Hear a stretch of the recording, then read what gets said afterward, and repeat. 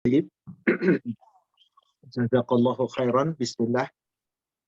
Assalamualaikum warahmatullahi wabarakatuh.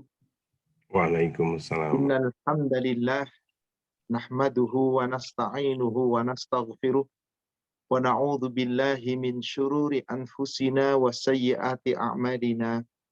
May yahdihillahu fala mudhillalah wa may yudlil fala hadiyalah. Asyhadu an la ilaha illallah wahdahu la syarikalah wa anna Muhammadan abduhu wa rasuluhu la nabiyya ba'da.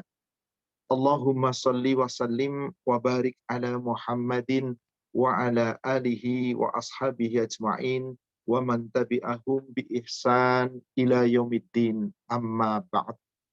Ya ayyuhalladzina amanu taqullaha haqqa tuqatih wa la tamutunna illa wa antum muslimun. Ya ayyuhalladzina amanu taqullaha wa qulu qawlan sadida yuslih lakum a'malakum wa yaghfir lakum dhunubakum wa may yuti'illaha wa rasulahu faqad faza fawzan 'azima. Ma'asyiral muslimin wal muslimat rahimani wa rahimakumullah. Bapak Ibu jamaah sekalian yang semoga dirahmati Allah dan keluarga besar dari keluarga Aja Kusuma yang semoga dirahmati Allah yang menyelenggarakan kajian kita pada pagi hari ini. Alhamdulillah kita diperjumpakan oleh Allah Subhanahu wa taala kembali di waktu yang mulia ini, dan kita hari ini memasuki hari ke-8 dari Ramadan. Semoga Allah Subhanahu wa taala senantiasa melimpahkan rahmat dan barokahnya untuk kita, memberikan untuk kita rahmatnya dengan ampunannya, dan kelak semoga kita akan meraih surganya. Amin ya rabbal alamin.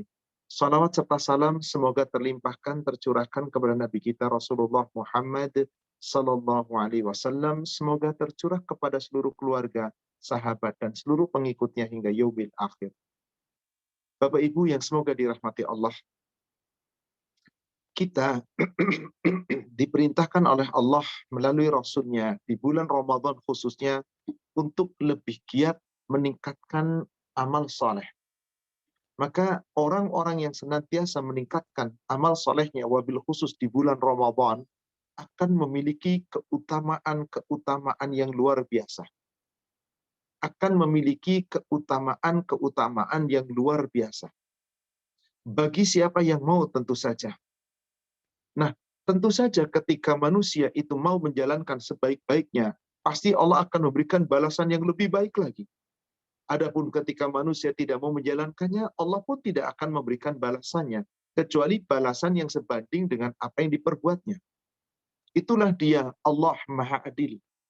Maka saya hari ini tidak akan membahas tentang bentuk-bentuk amal soleh secara spesifik, tapi secara umum. Dalil-dalil dalam Al-Quran, dalam hadis, berkaitan keutamaan orang-orang yang memperbanyak amal soleh. Allah tidak menggolongkan siapapun, baik itu laki-laki atau perempuan. Jenis kelamin tidak ada masalah bagi Allah. Yang terpenting mereka semua meningkatkan amal saleh di bulan Ramadan itu, satu yang diharapkan adalah untuk mendapatkan rahmatnya Allah, untuk meraih ampunannya Allah, dan puncak yang diinginkan adalah untuk melihat wajah Allah nanti di yaumil akhir. Salawat serta salam semoga terlimpahkan, tercurahkan kepada Nabi kita Rasulullah Muhammad sallallahu alaihi wasallam. Semoga tercurah kepada seluruh keluarga, sahabat, dan seluruh pengikutnya hingga yaumil akhir. Saya buka dengan sebuah ayat Al-Quran, dan saya yakin ini adalah ayat-ayat Al-Quran yang sangat dihafal oleh umat Islam, karena termasuk mufassal yang pendek-pendek. Surat 103, surat Al-Asr.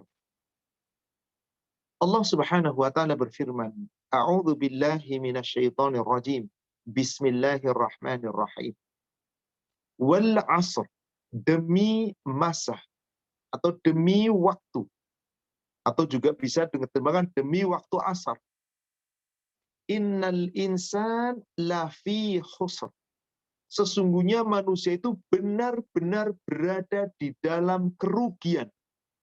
Jadi nggak ada manusia untung, semua manusia itu rugi. Apakah betul-betul total semua manusia itu rugi? Dikecualikan oleh Allah di ayat yang ketiga. Ayat terakhirnya, illa kecuali alladzina amanu wa amilus shalihat. Orang-orang yang beriman dan yang beramal soleh, maka orang ini tidak akan rugi. Nggak akan ada orang beramal soleh itu rugi, nggak ada.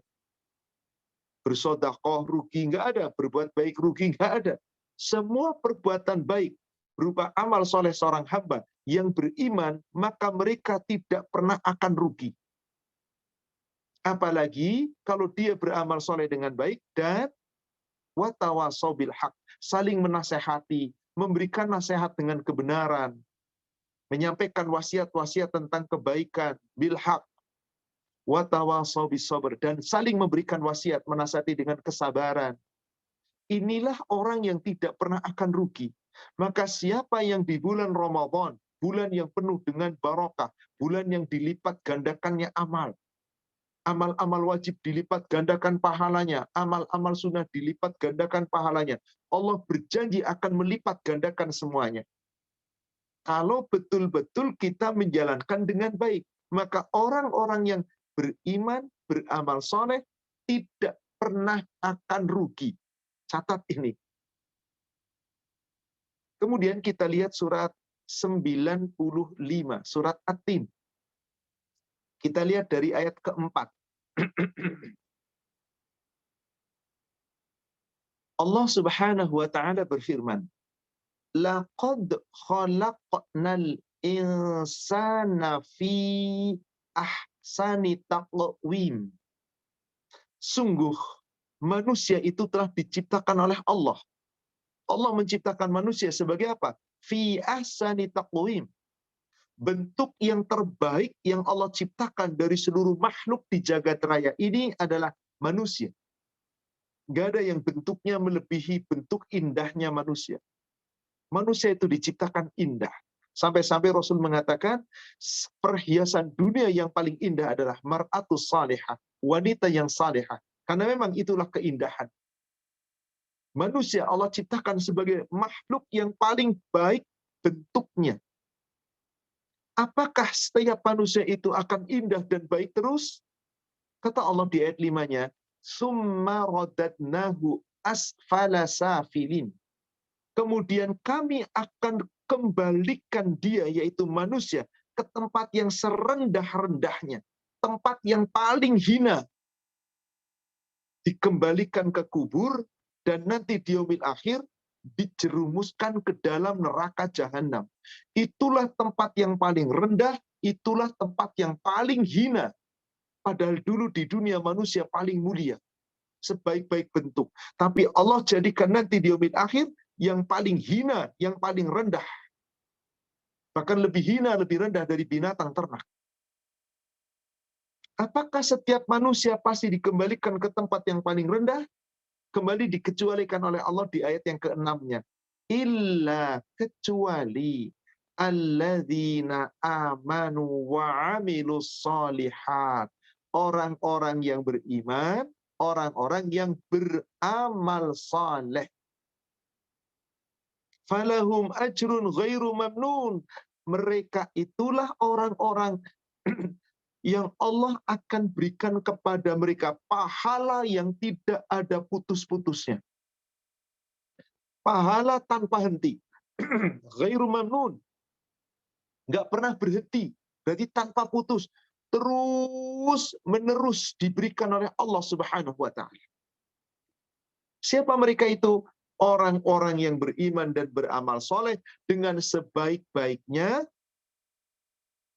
yang mereka itu mengikuti aturan Allah dengan sebenar-benarnya, tidak mendustakan aturan Allah, ayat Allah, perintahnya, larangannya, syariatnya, dijaga dengan sebaik-baiknya, itulah orang yang akan selamat, diangkat derajatnya lebih tinggi, bahkan paling tinggi, yaitu ketika mereka memasuki ke dalam surga.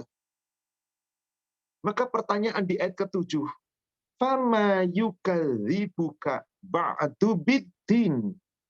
Maka apakah yang menyebabkan mereka, ya kamu, yakni manusia, mendustakanmu, yakni mendustakan tentang hari pembalasan? mendustakan tentang adanya kebenaran, mendustakan tentang adanya Rasul, tentang adanya Allah, tentang adanya amal soleh. Kenapa mereka tidak mau berbuat di dunia? Tapi bahkan berdusta. Di dunia mereka tidak ada yang menghakimi. Aman, bebas. Allah tutup ayatnya dengan satu sindiran. Alaihissallahu bi ahkamil hakimi. Bukankah Allah hakim yang paling adil? Maksudnya, hei manusia, bukankah kalian semua nanti kelak akan diadili oleh Allah? Adakah manusia yang lepas dari pengadilan Allah? Adakah manusia yang bisa menyelari daripada pengadilan Allah? Maka mari tingkatkan amal kebaikan kita. Bersemangatlah, lebih giatlah untuk kita berbuat kebaikan-kebaikan. Karena Rasulullah SAW adalah orang yang terbaik. Beliau SAW tidak pernah melewati bulan-bulan Ramadan kecuali perbuatannya lebih baik lagi, lebih baik lagi. Maka manusia terbaik di muka bumi siapa dia? Tentu saja Nabi kita SAW. Tapi kita bisa menjadi manusia yang terbaik, makhluk-makhluk yang terbaik di sisi Allah. Siapa dia makhluk yang terbaik di sisi Allah? Orang yang beriman yang mau mengerjakan amal saleh. Lihat surat 98, surat Al-Bayyinah. Ayatnya dari ayat yang ke-7 sampai dengan ayat yang ke-8. Innalladzina amanu wa amilus solihati ulaika hum khairul bariyah. Sungguh, orang-orang yang beriman, yang mengerjakan kebajikan, mengerjakan amal-amal saleh, mereka itu adalah sebaik-baik makhluk. Manusia dibentuk oleh Allah, diciptakan menjadi makhluk yang terbaik. Kalau nggak beriman, nggak beramal soleh, dikembalikan ke tempat yang paling rendah, ke tempat yang paling hina, bahkan lebih hina dari binatang, bahkan lebih hina dari makhluk yang bergerak, yang bernyawa, yang lain selain manusia. Tapi jika mau beriman dan beramal soleh, itulah makhluk yang terbaik, yang diberi balasan tanpa batas, diberikan oleh Allah kebaikan, ditinggikan derajatnya. Maka apa balasan mereka bagi orang-orang yang senantiasa di dunia beriman dan mengerjakan amal saleh? Ayat 8-nya. Jazaa'uhum 'inda rabbihim jannatu 'adnin tajri min tahtihal anhar khalidina fiha abada. Balasan bagi mereka di sisi Rabb mereka adalah surga-surga Aden yang mengalir sungai-sungai di bawahnya, kekal selamanya mereka di dalamnya, selama-lamanya. Radhiyallahu anhum wa radu'an. Allah ridho kepada mereka, demikian pula mereka ridho kepada Allah. Dzalika liman khasya rabbah. Itulah orang-orang yang khasya rabbah, yang betul-betul merasa takut kepada Allah di dunia. Dari ayat-ayat yang saya jadikan sebagai mukadimah ini, mari kita kembangkan tentang bagaimana Rasulullah di bulan Ramadan. Lalu apa yang harus kita lakukan? Perbuatan baik yang harus kita tingkatkan. Silakan buka hadis nomor 2137, Sahih Muslim.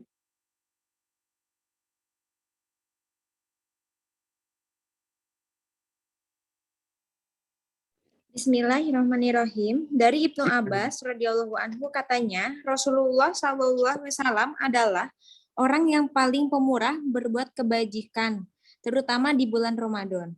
Karena setiap tahun Jibril tetap menemui beliau tiap-tiap malam hingga habis Ramadan. Rasulullah SAW memperdengarkan bacaan Quran kepadanya dan Jibril menyimak. Di hari-hari Jibril mendatanginya. Beliau tambah giat berbuat kebajikan melebihi angin lalu. Subhanallah. Ini dia Nabi kita Sallallahu Alaihi Wasallam. Perbuatan baiknya di bulan Ramadan luar biasa. Salah satu perbuatan baik beliau adalah beliau selalu murojaah Al-Quran di bulan Ramadan di malam-malam hari. dan langsung diawasi oleh makhluk terbaik. Al-Quran adalah kalamullah, terbaik firman Allah, dibawa oleh makhluk terbaik di langit, yaitu malaikat Jibril, diturunkan pada malam yang terbaik, yaitu malam Qadar, adanya di bulan yang paling mulia, yaitu bulan penuh dengan barokah, bulan Ramadan, diturunkan kepada seorang hamba yang paling mulia di muka bumi, Nabi kita Muhammad sallallahu alaihi wasallam. Maka siapa yang ingin mulia, Quran penyebab sekarang bisa mulia. Maka Nabi SAW setiap malam murojaah Al-Quran dan hatam 1 juz setiap malam Rasulullah SAW. Maka beliau sepanjang bulan Ramadan selalu menghatamkan sekali hatam. Langsung disimak oleh malaikat Jibril. Dan dipahami seluruh isinya. Wabil khusus di tahun ke-9 Hijriyah, yakni di hari ketika Rasulullah menjelang berangkat untuk pergi haji wada, beliau murojaah Al-Quran, di dalam riwayat disebutkan 2 kali hatam dalam 1 bulan di bulan Ramadan. Maka sebaiknya kita kalau mau hatam cukup 1 kali hatam, nggak usah ngejar 2 kali 3 kali. 2 kali boleh, tapi yang terpenting pahami. Berarti kita menghatamkan Quran, membaca Quran termasuk beramal soleh. Iya, amal soleh yang luar biasa. Jangan pernah tinggalkan Al-Quran. Kemuliaan di sana. Berarti kita membaca Quran itu amal soleh, saudara sekalian. Dan Rasul selalu membaca itu. Hanya beliau memilih di waktu malam. Ketika beliau berada di rumahnya setelah sholat Isya, beliau tidak melaksanakan sholat tarawih berjamaah. Beliau murojaah dengan Jibril Al-Quran. Di sepertiga malam akhir, beliau kemudian melanjutkannya terus dengan sholat malam. Seterusnya sampai menjelang waktu subuh. Inilah dia Rasulullah SAW. Tidak pernah meninggalkan kebaikan-kebaikan. Sampai di situ disebutkan bahwasanya apabila di bulan Ramadan Rasulullah SAW ajwada bil khairi minar rihil mursalah. Senantiasa berbuat kebaikan-kebaikan, bahkan kebaikan beliau melebihi angin lalu, seperti berlalu, seperti bertiupnya angin. Seperti itulah Rasulullah dalam segala kebaikannya. Allahu Akbar. Maka pantas kita sebagai umatnya, mari kita jadikan Nabi SAW sebagai teladan. Untuk apa? Mari kita ikut teladan Nabi. Tingkatkanlah amal soleh kita di bulan Ramadan. Nabi berpesan demikian. Untuk apa? Agar kita bisa mendapatkan rahmat Allah. Sebab di bulan Ramadan Allah bukakan pintu rahmat. Pintu rahmat Allah bisa kita buka melalui amal saleh, melalui kebaikan-kebaikan, melalui amal ibadah yang benar. Muslim 2415. Muslim 2415.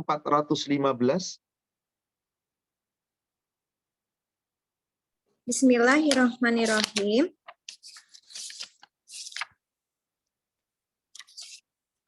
Dari Aisyah radhiyallahu anha, istri Rasulullah sallallahu alaihi wasallam, dia mengabarkan bahwa Rasulullah sallallahu alaihi wasallam bersabda, "Tingkatkan amalmu dengan baik atau lebih dekatlah kepada kebaikan dan bergembiralah karena amal seseorang tiada dapat memasukkannya ke surga." Tanya para sahabat, "Amal Anda juga begitu ya Rasulullah?" Jawab beliau, "Amalku juga begitu. Tetapi Allah Ta'ala melimpahku dengan rahmatnya. Dan ketahuilah bahwa amal yang paling disukai Allah Ta'ala ialah amal yang dikerjakan secara terus-menerus atau kontinu walaupun sedikit." Mari kita tingkatkan amal ibadah kita di bulan Ramadan. Sepanjang Ramadan, tingkatkan amal soleh kita.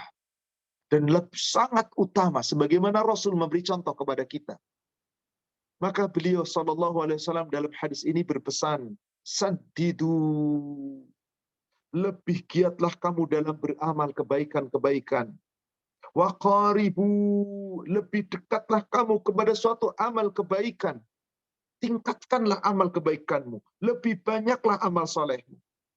Wa abshiru, bergembiralah.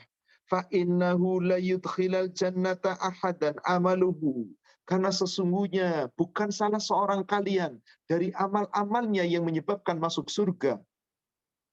Qalu, para sahabat bertanya, wala anta ya Rasulullah. Apakah juga dengan Anda ya Rasulullah? Qala, beliau menjawab, wala ana, ya demikian pula aku. Illa ayyataghammadani Allahu minhu birahmatin. Kecuali Allah telah melimpahkanku dengan rahmatnya. Allah sudah melimpahkan untukku rahmatnya. Allah telah melimpahiku dengan rahmatnya. Berarti segala amal perbuatan Rasul itu adalah amal perbuatan yang diridhoi Allah, yang benar, yang tepat, amal soleh yang cocok sesuai dengan aturan Allah. Maka siapa yang ingin meningkatkan amal soleh di bulan Ramadan, tingkatkanlah sesuai dengan aturan Allah dan Rasulnya. Insya Allah kita akan mendapatkan keutamaan-keutamaan. Diberikan penilaian yang berlipat ganda, dibalas oleh Allah berlipat ganda. Kalau betul-betul kita lakukan. Maka Rasulullah SAW kemudian mengatakan, wa'lamu, dan ketahuilah, anna ahabbal amali ilallah adwamuhu wa in qalla. Sesungguhnya amal ibadah dari seorang hamba yang paling dicintai Allah adalah amal ibadah yang dilakukan oleh seorang hamba, continue, dawam, terus dijaga. Kita diperintahkan beramal soleh sepanjang Ramadan. Jaga sepanjang Ramadan. Bahkan tingkatkan menjelang akhir-akhir Ramadan. Jika ini kita mampu laksanakan dengan baik, insya Allah, kita akan meraih nikmat yang tiada taranya. Dari Allah, surga. Tentu saja, saudaraku sekalian yang semoga dirahmati Allah, tingkat seperti kita, tidak mungkin kita akan mendapatkan amal soleh sebaik-baiknya. Tapi marilah kita berusaha. Dan jangan lupa, bahwasanya Allah Subhanahu wa Ta'ala mengetahui, di samping kita tetap beramal soleh, kita pun terkadang banyak berbuat kesalahan. Ada amal soleh, ada amal salah. Bagaimana? Andai kata kita ingin mendapatkan rahmat Allah, kita beramal soleh barengi dengan perbanyak tobat. Maka di bulan Ramadan ini, bulan dibukanya pintu ampunan, bulan maghfirah, rahmat Allah yang sangat kita butuhkan, salah satunya ampunan Allah. Perbanyaklah amal soleh dan perbanyak pula kita bertobat. Jadi bertobat itu salah satu amal soleh kita yang kita bersihkan dosa-dosa kita, agar Allah mengampuni kita. Maka di dalam ayat Al-Quran, amal soleh itu sering digandeng dengan taba, bertobat. Amal soleh dengan tobat, bertobat. Saya akan tunjukkan beberapa ayat tentang itu. Amal soleh gandengannya dengan tobat. Amal soleh gandengannya dengan tobat. Bukankah kita dahulu barangkali banyak sekali meninggalkan perbuatan-perbuatan yang diperintahkan Allah? Bahkan boleh jadi kita senantiasa mengabaikan perintah-perintah Allah. Semisal kita dulu sering melalaikan sholat, boro-boro yang sunnah, yang wajib saja suka dilalaikan. Kadang-kadang saum dilalaikan dan ibadah yang lain. Bagaimana ini? Tingkatkan dengan amal soleh, dibarengi dengan tobat. Tingkatkan dengan amal soleh, dibarengi dengan tobat. Awali dulu dengan tobat yang benar. Lalu amal soleh. Dan terus digandeng. Saya tunjukkan ayat. Di surat Maryam, coba kita buka surat 19. Allah memuji kelompok orang-orang terdahulu dari kalangan para nabi dan anak cucunya nabi, keturunannya nabi, sampai Nabi SAW dan para sahabatnya nabi. Tabi'in dan tabi'un nabi. Itu generasi terbaik, tetapi generasi setelah ini, kita ini sekarang, itu generasi yang suka melalaikan perintah Allah, sering mengabaikan sholat. Kita lihat surat Maryam ayat 58. Allah Subhanahu wa Ta'ala berfirman, Ulaika alladzina an'amallahu alaihim Mereka itulah orang-orang yang telah diberi nikmat oleh Allah atas mereka. Siapa yang orang telah diberi nikmat itu? Minan nabiyyin, dari kalangannya para nabi. Min dzurriyyati Adam, dari kalangan anak cucu Adam.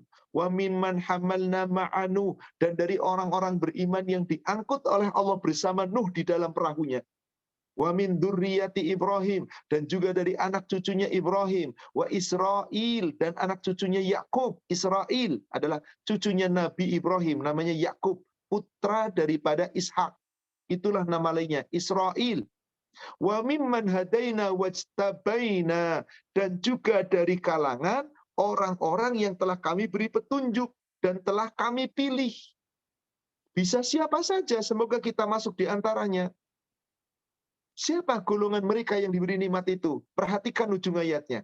Idza tutsla alaihim ayatur rahman, mereka adalah orang-orang yang apabila dibacakan ayat-ayat Allah yang Maha Pengasih, kharru sujada wa bukiya, mereka tunduk sujud dan menangis. Bapak Ibu, saatnya banyak-banyak kita sujud di waktu-waktu krusial sepertiga malam akhir. Banyak-banyak kita sujud, menangis kita karena Allah, ingat dosa-dosa kita, ingat kesalahan yang lalu. Inilah ciri orang yang betul-betul disayangi oleh Allah. Tapi bagaimana generasi berikut sekarang ini? Na'udzubillah, semoga kita tidak masuk generasi ini. Kalau toh sudah pernah termasuk zaman dahulu, sekarang Allah buka pintu tobat. Allah katakan di ayat 59, فَخَلَفَ مِنْ بَعْدِهِمْ خَلْفٌ أَضَاعُوا الصَّلَوَاتِ. Maka tiba generasi setelah mereka yaitu terbaik, pengganti yang sering mengabaikan sholat. Sering meninggalkan sholat atau sholat asal-asalan. Wattaba'u syahawat, dan mereka lebih banyak mengikuti syahwat, mengikuti keinginan hawa nafsu. Fasawfa yalqawna ghayya, maka mereka itu jika terus mengikuti hawa nafsu, tidak mau beramal saleh, tapi beramal salah, pasti akan sesat. Saudaraku seiman, saya yakin, saya pribadi mengakui, dan kita semua mengakui, boleh jadi masa lalu kita luar biasa sebelum kita kenal agama Islam dengan baik. Sebelum kita sadar akan kesalahan dan dosa, mengabaikan sholat itu kayaknya ringan, berbuat salah dosa itu kayaknya aman. Alhamdulillah ketika kita mulai hijrah, belajar agama Islam dengan baik, kita menekuni Al-Quran, menekuni Al-Hadis, terus belajar, saya yakin tiap kita merasa betapa banyak salah dan dosa kita di masa yang lalu. Bagaimana sekarang di Ramadan ini? Allah bukakan pintu rahmat. Allah bukakan pintu tobat. Ampunan Allah, Allah sediakan. Maka perbanyak kita istighfar. Perbanyak kita bertobat sepanjang Ramadan. Terus semoga melalui Ramadan ini Allah ampuni dosa kita sehingga bersih kita nanti pasca Ramadan. Maka orang-orang yang meninggalkan perbuatan-perbuatan yang dilarang, dilanggar, meninggalkan perbuatan yang diperintah, ada kemungkinan Allah terima amal solehnya jika didahului dengan tobat dan kemudian perbaiki dan beriman, tingkatkan amal soleh. Lihat ayat yang ke-60-nya. Illa, kecuali, man taba wa amana wa amila soliha. Orang-orang yang mau bertobat, yang mau beriman dan beramal soleh. Tobat, iman, amal soleh, jaga sebaik-baiknya. Terus, jangan pernah tinggalkan, kita mohon ampun sama Allah. Fa'ulaika yadkhulunal jannah. Mereka itulah orang-orang yang Allah akan memasukkan ke dalam surga. Wala yudhlamuna syai'a. Dan kalau sudah masuk ke dalam surga, Allah tidak akan mendolimi sedikit pun. Allah tidak menganiaya sedikit pun. Subhanallah. Allah janji, dan janji Allah itu pasti ditepati. Lihat ayat 61-nya. Yakni Allah katakan tadi, mereka tidak akan didolimi sedikit pun, dimasukkan ke dalam surga. Di mana surga itu? Jannati Aden, surga-surga Aden. Allati wa'ada ar-Rahmanu ibadahu bil ghaib. Yaitu Allah Rabb yang maha pengasih kepada hamba-hambanya, sekalipun surga itu tidak kelihatan. Allah pun kita tidak nampak, tidak melihat. Tetapi sungguh kita yakin, innahu kana wa'duhu ma'tiyya. Sesungguhnya janjinya Allah pasti ditepati. Mari saudara sekalian, tingkatkan amal soleh kita. Awali dengan kita bertobat dan terus memperbaiki diri. Karena sungguh Allah sangat gembira ketika ada seorang hamba berbuat dosa, dia mau bertobat kepada Allah. Allah bentangkan pintu tangannya, pintu ampunannya, siang malam.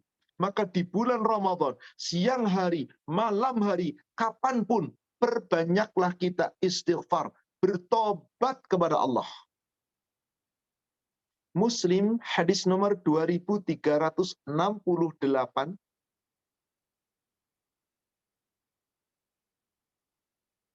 Bismillahirrahmanirrahim. Dari Abu Musa radhiyallahu anhu dari Nabi SAW katanya, Allah Azza wa Jalla membentangkan tangannya malam hari untuk menerima tobat orang-orang yang bersalah siang hari, dan membentangkan tangannya siang hari untuk menerima tobat orang yang bersalah malam hari, sehingga matahari terbit di barat. Subhanallah. Allah berikan janji. Allah Maha Pengampun. Siang malam ampunan terbuka. Nggak pernah tertutup. Allah berfirman. Dalam hadis ini Rasulullah SAW bersabda. Innallaha yabsutu yadahu bil-lail liyatuba musi'un nahar. Wa yabsutu yadahu bin-nahar liyatuba musi'ul lail hatta tatlu'a syams min maghribiha. Allah senantiasa membentangkan kedua tangannya menerima tobat seorang hamba yang berdosa.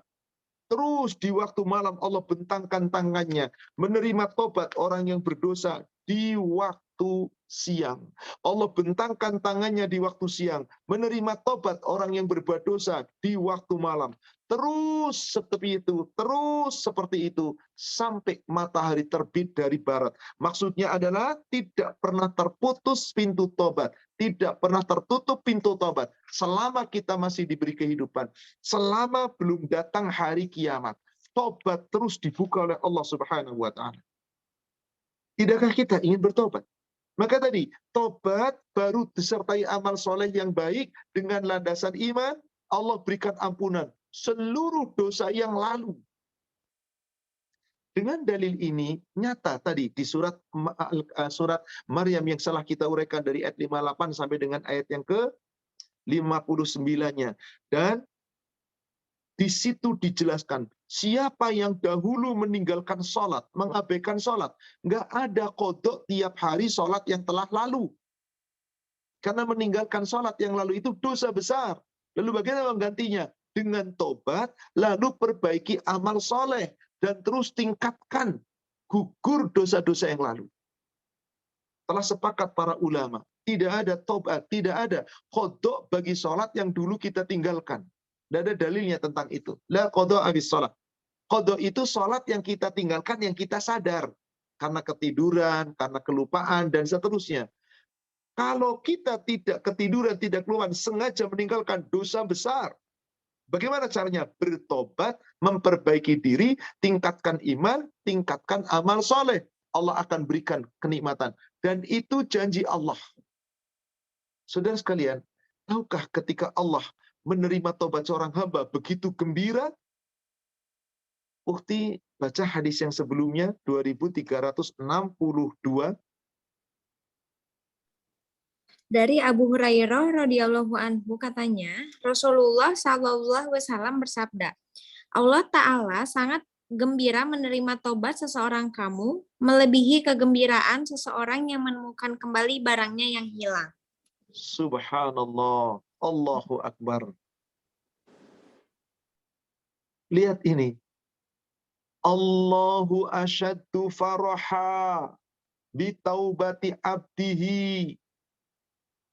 Bi'abdihi idza bidolatihi idza wajadaha. Allah sangat suka menerima tobat seorang hamba yang mau bertobat. Allah sangat gembira dengan tobat seorang hamba yang mau bertobat. Lebih gembira dari seorang hamba apabila punya barang yang berharga hilang, lalu ketemu. Allah lebih gembira dari itu. Artinya, setiap orang yang mau bertobat, betul-betul bertobat, Allah janji, aku ampuni jika kamu bertobat. Dan ingat, setelah bertobat, tingkatkan iman dan amal soleh, kemudian tetap dalam petunjuk. Jangan setelah tobat main-main lagi. Imannya runtuh lagi, amal solehnya kendor lagi. Tapi tobat, betul-betul tingkatkan iman, tingkatkan amal soleh, tetap berada di atas petunjuk. Inilah saatnya di bulan Ramadan. Mari kita jaga. Tingkatkan amal soleh kita. Dahului dengan bertobat. Dan banyak-banyak kita istighfar. Insya Allah, pantas Allah janjikan kepada kita melalui Rasulnya. Yang betul-betul ibadah sepanjang Ramadan dengan iman dan wahtisaban. Ghufira lahu ma taqaddama min dambi. Seluruh dosa yang lalu diampuni. Berarti melalui ibadah Ramadan ini, udah nggak ada lagi kodok yang lalu-lalu. Ninggalin puasa yang lalu, ninggalin sholat yang lalu, perbuatan dosa yang lalu. Sudah dengan Anda betul-betul bertobat sepanjang Ramadan, tingkatkan amal soleh, tingkatkan iman, terus berada di jalan yang lurus, berarti seluruhnya akan habis, bersih. Kita buka surat Toha, surat 20, lihat dari ayat 82. Di ayat 82 Allah katakan, wa inni, dan sesungguhnya aku, la ghaffarun liman taba, benar-benar akan mengampuni, memberikan ampunan bagi orang yang benar-benar mau bertobat. Jadi jangan main-main, sungguh-sungguh. Wa amana wa amila soliha. Kalau Anda sudah bertobat, buktikan dengan iman, tingkatkan dengan iman, dan perbaiki dengan tingkatkan amal-amal saleh. Summah tada, kemudian setelah itu tetaplah kamu di atas petunjuk. Makanya kita diperintah oleh Allah melalui Rasulnya wajib tiap sholat minta petunjuk.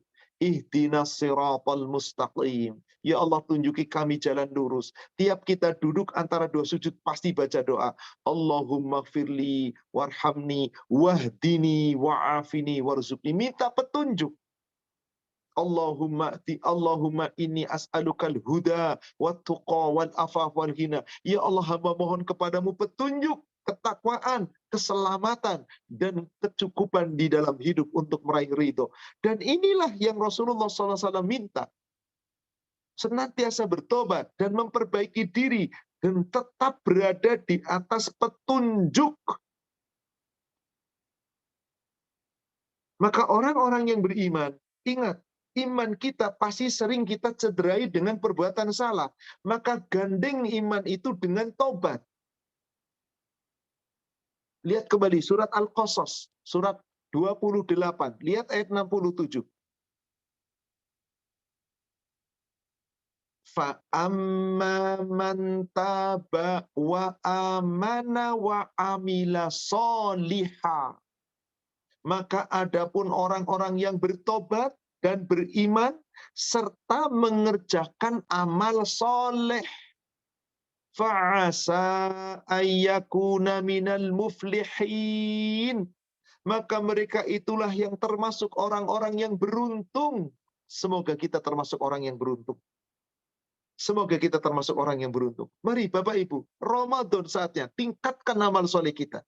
Di antaranya tobat kita terus menerus, istighfar terus menerus, baca Quran, berzikir, berdoa, dan semua perbuatan-perbuatan baik. Sebagaimana Rasul tadi, seperti angin lalu berbuat baik. Apapun yang mampu kita perbuat. Kalau kita lakukan itu, subhanallah, maka orang-orang yang beriman, yang senantiasa mau bertobat, mereka itu selalu dikecualikan oleh Allah. Dan orang yang bertobat, Allah janji pasti diampuni oleh Allah. Hanya kita tidak tahu Allah sudah dapat memberi ampunan belum. Tapi janjinya pasti. Kapan kita tahu? Nanti di yaumil akhir. Tapi di dunia seseorang bisa merasakan kalau tobat itu diterima. Buktinya apa? Imannya makin dijaga, amal solehnya makin meningkat, perbuatan baiknya makin banyak, perbuatan dolimnya makin banyak ditutup, bahkan dia akhlaknya meningkat lebih baik. Allah itu salah satu ciri. Allah terima tobatnya. Allah gambarkan di surat Furqan, surat 25. Lihat ayat 70 dan ayat 71. Illa man taba wa amana wa amila amalan solihah. Kecuali orang-orang yang bertobat dan beriman dan mengerjakan amal soleh. Tobat, beriman, kerjakan amal soleh, terus dijaga dalam petunjuk. Fa'ulaika yubaddilullahu sayyi'atihim hasanat. Mereka itulah orang-orang yang semua perbuatan buruknya, perbuatan jahatnya, perbuatan dosanya diganti oleh Allah dengan perbuatan baik. Diganti dengan ampunan, dengan kebaikan. Jaminan Allah. Jika kita serius dalam bertobat dan meningkatkan amal soleh. Wabil khusus di bulan yang mulia ini. Bulan yang penuh dengan barakah.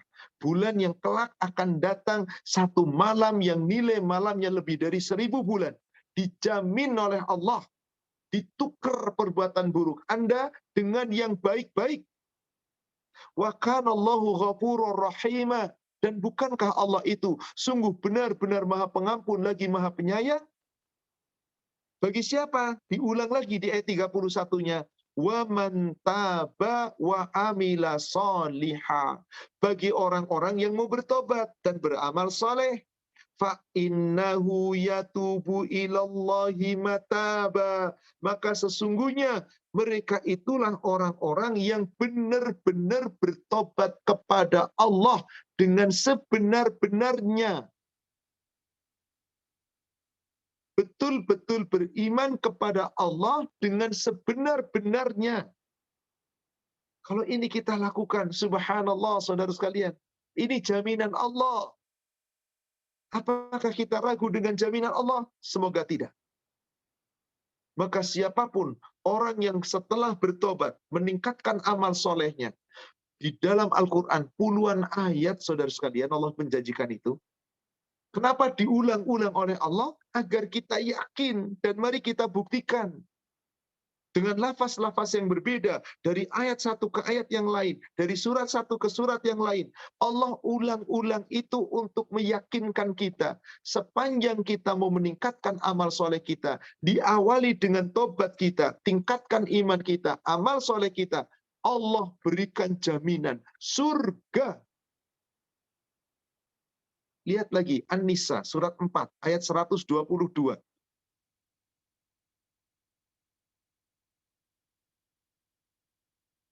Walladzina amanu wa amilus solihati sanudkhiluhum jannatin tajri min tahtihal anharu khalidina fiha abada. Dan orang-orang yang beriman, yang beramal saleh, Allah pasti akan memasukkan mereka ke dalam surga-surga yang mengalir sungai-sungai di bawahnya. Kekal di dalamnya selama-lamanya. Wa'adallahi haqqa. Ini janji Allah. Dan janji Allah itu pasti benar. Wa man asdaqu minallahi qila. Siapakah yang lebih benar perkataannya selain dari Allah? Siapakah yang lebih tepat janjinya selain Allah?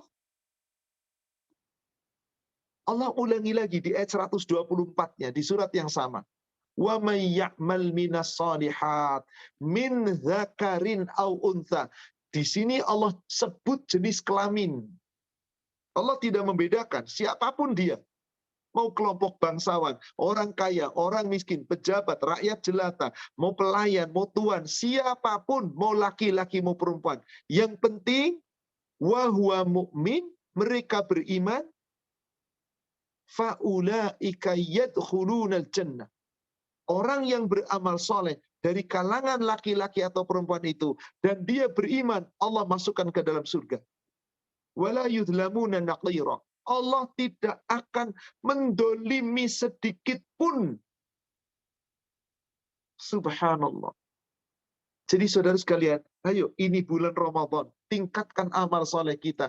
Apapun kebaikan yang kita lakukan, iringi dengan tobat, tingkatkan iman, tingkatkan amal soleh. Yakin Allah akan membalas dengan balasan yang paling sempurna.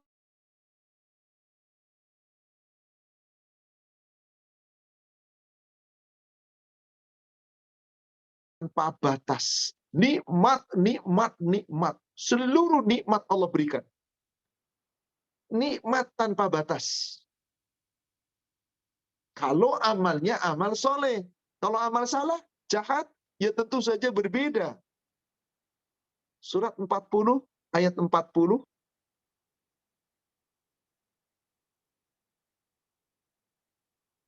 Man amila sayyi'atan fala yujza illa mithlaha. Barang siapa yang beramal dengan amalan sayyi', amalan buruk, amalan dosa, amalan jahat, fala yujza illa mithlaha. Tidak dibalas oleh Allah nanti di akhirat kecuali sebanding, karena jahat pasti neraka. Sebaliknya, wa man amila sholihan min dzakarin aw unsa. Barang siapa yang beramal soleh, baik itu laki-laki atau perempuan, bahwa mukmin, dan mereka adalah orang-orang yang benar-benar beriman, faulaika yadkhulunal jannah yurzaquna fiha bighairi hisab. Mereka itulah orang-orang yang kelak akan dimasukkan ke dalam surga, dan mereka di dalam surga mendapatkan rizki tanpa batas. Pengen nikmat yang kayak apa? Pengen nikmat yang mana? Semua Allah berikan. Semua Allah berikan. Bahkan maaf, bukan cuma diberikan di surga nanti saja. Di dunia Allah berikan jaminan penghidupan yang baik. Sampai nanti di yaumil akhir di surga. Ayat berikutnya, surat An-Nahl, surat 16. Ayat ke-97. Man amila salihan min dzakarin aw untha. Barang siapa yang beramal saleh, baik itu laki-laki atau perempuan, wa huwa mu'min, dan mereka adalah orang-orang yang beriman, falanuhyiyannahu hayatan thayyibah, maka Allah akan memberikan untuknya, baginya, hayatan thayyibah, penghidupan yang baik. Hayatan thayyibah, penghidupan baik, dunia, akhirat Allah berikan kebaikan. Wala najziyannahum ajrahum bi ahsan, dan Allah akan memberikan balasan dengan pahala yang lebih baik. Makanu ya'malun, dari apa yang diamalkan di dunia. Di dunianya diberi kebaikan, akhiratnya kebaikan. Saudara sekalian, inilah dia momen Ramadan. Allah tawarkan kepada kita melalui Rasulnya. Tingkatkan amal soleh kita. Awali dengan kita bertobat. Banyak-banyak mohon ampun. Terus tingkatkan amal kebaikan kita. Insya Allah sepanjang Ramadan kita amalkan itu, Allah ampuni dosa-dosa kita. Nanti masuk surga, Allah radhiyallahu anhum wa radu'an. Allah ridho kepada mereka. Dan nikmat di surga, saudara sekalian, nikmat yang tiada taranya. Bukankah Rasul katakan, di bulan Ramadan ini Allah bukakan pintu-pintu surga? Tapi kapan kita bisa memasuki surga? Bukankah nanti setelah kita mati baru kita bisa masuk surga? Bagaimana kalau sudah berada dalam surga? Nikmat yang tiada taranya. Itulah kegembiraan orang berpuasa ketika berjumpa dengan Allah, Rabb-nya. Sepanjang kita jaga puasanya dengan sebaik-baiknya, insya Allah surga akan Allah berikan kepada kita. Bukti, baca hadis 2421 Sahih Muslim. Dari Abu Sa'id Al-Khudri radhiyallahu anhu katanya, Nabi SAW bersabda, Allah Ta'ala berfirman kepada penduduk surga, hai penduduk surga, maka menjawab penduduk surga, kami siap memenuhi panggilan dan perintahmu, wahai Tuhan kami, segala kebaikan berada di tangan Engkau. Lalu bertanya Allah Ta'ala, adakah kamu merasa puas? Jawab mereka, bagaimana kami tidak akan puas? Bukankah engkau telah memberi kami segala kenikmatan yang belum pernah engkau berikan kepada makhluk lain? Tanya, maukah kalian aku beri nikmat yang lebih istimewa dari itu? Jawab mereka, wahai Tuhan, nikmat apa pulakah yang lebih istimewa dari itu? Jawab Allah Ta'ala, akan kucurahkan kepadamu keridhoanku di mana aku tidak akan pernah marah kepadamu sesudah itu untuk selama-lamanya. Subhanallah. Allah nggak akan marah lagi. Allah nggak akan memerintahkan apa-apa lagi sama kita. Allah nggak ngatur kita lagi. Allah nggak akan timpakan lagi suatu musibah, bencana, keburukan. Allah hanya akan berikan nikmat, nikmat, nikmat. Itulah ridhonya Allah. Itulah surga. Abu Sa'id Al-Khudri menyampaikan hadis sahih riwayat Imam Muslim ini. Innallaha, qala Rasulullah sallallahu alaihi wasallam. Rasulullah sallallahu alaihi wasallam bersabda, Innallaha yaqulu li ahlil jannah. Di saat para penghuni surga telah masuk berada di dalam surga, maka Allah berfirman kepada para penghuni surga, Ya ahlal jannah, wahai para penghuni surga. Fayaqulun, maka para penghuni surga menjawab, labbaika rabbana wa sa'daik wal khairu fi yadaik. Kami datang memenuhi panggilanmu ya Allah. Labbaik, kami datang. Wa sa'daik, kami tunduk. Wa kullu fi yadaik, dan semua kebaikan itu ada di tanganmu ya Allah. Semua kebaikan ada di tanganmu ya Allah. Wa kullu khairun fi yadaik. Fayaqul, kemudian Allah berfirman kembali, hal raditum, wahai para penghuni surga, apakah kamu ridho? Apakah kamu puas dengan nikmatnya surga ini? Fayaqulun, para penghuni surga kemudian menjawab, wa ma lana la tardo ya Rabbi. Bagaimana mungkin kami tidak puas dengan surga, wahai Rabbku? Bagaimana kami tidak ridho dengan nikmat di dalam surgamu, ya Rabbku? Wa qad a'taitana ma lam tu'ti ahadam min khalqik. Sesungguhnya di surga ini engkau telah memberikan nikmat kepada kami. Nikmat yang belum pernah engkau berikan kepada makhluk di dunia. Bayangkan Bapak Ibu, orang paling nikmat di muka bumi, yang luar biasa kekayaan dan kenikmatannya, itu belum ada apa-apanya dibandingkan nikmatnya surga. Penghuni surga mengatakan, bagaimana kami tidak ridho? Gimana kami nggak puas dengan surga? Engkau telah memberikan nikmat kepada kami, semua nikmat yang belum pernah diberikan kepada makhluk. Jadi belum pernah ada nikmat itu di dunia. Untuk itulah kita berlomba-lomba. Tingkatkan amal soleh kita di bulan Ramadan. Tingkatkan ampunan, tobat kita di bulan Ramadan. Tingkatkan iman kita di bulan Ramadan. Maka ketika para penghuni surga telah menjawab seperti itu, fayaqulun, maka kemudian Allah Subhanahu wa taala berfirman, ala u'tikum afdala min dalika, wahai penghuni surga, mau enggak aku berikan lagi kepadamu yang lebih utama dari semuanya itu? Kenikmatan yang telah kau rasakan. Fayaqulun, maka para penghuni surga menjawab, ya Rabbi, wahai Rabbku, wa ayyu syai'in afdalu min dzalik. Nikmat apa lagi yang paling baik, yang paling utama, yang lebih utama dari semua nikmat yang telah kami rasakan ini? Maka Allah kemudian fayaqul, Allah kemudian berfirman, uhillu alaikum ridwani. Telah aku halalkan ridhoku atasmu. Aku halalkan atasmu keridhoanku. Fala askhatu alaikum ba'dahu abada. Aku tidak pernah akan marah lagi kepadamu setelah ini selama-lamanya. Bukankah terkadang di dunia Allah marah sama kita? Allah timpakan kepada kita musibah, melalui sakit, melalui harta, melalui pasangan, melalui anak, melalui orang tua, melalui handetolan, melalui bisnis. Kadang-kadang melalui orang lain dengan hinaan, celaan. Kadang-kadang melalui musibah di dalam kehidupan kita sehari-hari. Itu tanda Allah negur kita, boleh jadi marah sama kita. Saudaraku seiman, di surga nggak ada lagi Allah marah. Yang ada nikmat, nikmat, nikmat, nikmat yang tiada taranya. Apapun yang diinginkan, diberi, diberi, diberi. Itulah balasan Allah bagi orang-orang yang bertakwa, yaitu orang-orang yang di dunia berlomba-lomba untuk berbuat kebaikan-kebaikan, kebaikan-kebaikan. Dia hanya mencari ridha Allah. Saya tutup dengan sebuah ayat Al-Quran, kemudian sebuah hadis. Saya sengaja beri waktu yang cukup lama untuk kita bisa berdialog, bertanya jawab. Ayat penutupnya adalah sebuah ayat Al-Quran yang Allah perintahkan kita untuk selalu berlomba-lombalah dalam kebaikan untuk meraih ampunan dan surganya Allah.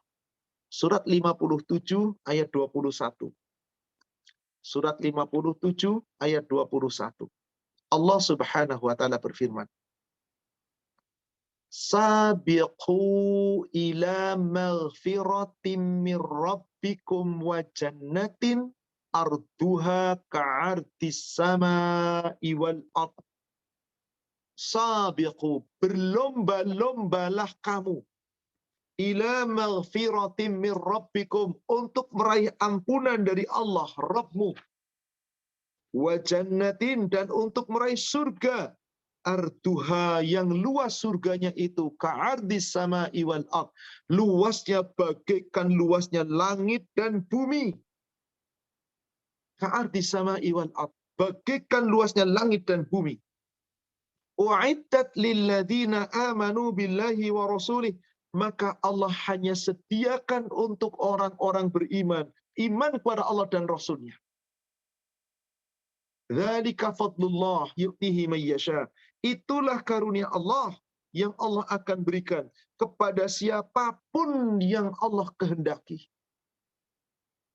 Dzalika huwal fadlul kabir. Itulah orang-orang yang bagi mereka mendapatkan karunia Allah karena telah berlomba-lomba untuk berbuat kebaikan, berlomba-lomba meningkatkan iman, mendapatkan ampunan Allah, meraih surganya Allah, maka Allah akan kasih kemenangan yang sangat besar. Ini ayat yang menyemangati kita untuk kita senantiasa mari berlomba-lomba tingkatkan amal kebaikan kita di bulan Ramadan. Hadis penutupnya pertama di kitab Bulughul Maram, nomor hadis 1508.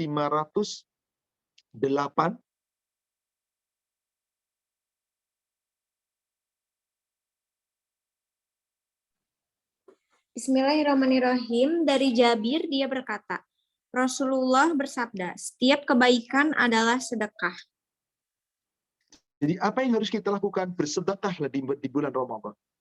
Apakah sedekah itu hanya dengan duit? Tidak. Setiap kebaikan kita, apapun yang kita mampu lakukan, dimanapun kita berada. Kita membaca Al-Quran, kita berzikir, bertasbih, bertahmid, bertahlil, bahkan kita beristighfar, apapun kita berdoa, sampai mohon maaf, dalam urusan bermesraan, hubungan suami istri, itu pun sedekah. Kullu ma'rufin sedekah. Setiap perbuatan baik bernilai sedekah. Hadis sahih riwayat Imam Bukhari. Dalam riwayat Imam Muslim dengan lafaz yang sama, inilah hadis penutup. Silakan ukhti buka 958 dan langsung baca 959-nya. Sahih Muslim.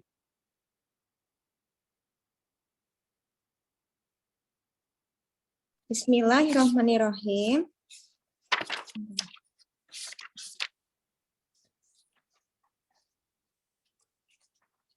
Bismillahirrahmanirrahim. Dari Abu Syaibah radhiyallahu anhu, dari Nabi SAW, sabdanya, setiap perbuatan baik atau ma'ruf adalah sedekah. Selanjutnya, apapun perbuatan yang baik kita lakukan, sekali lagi, nilainya sedekah.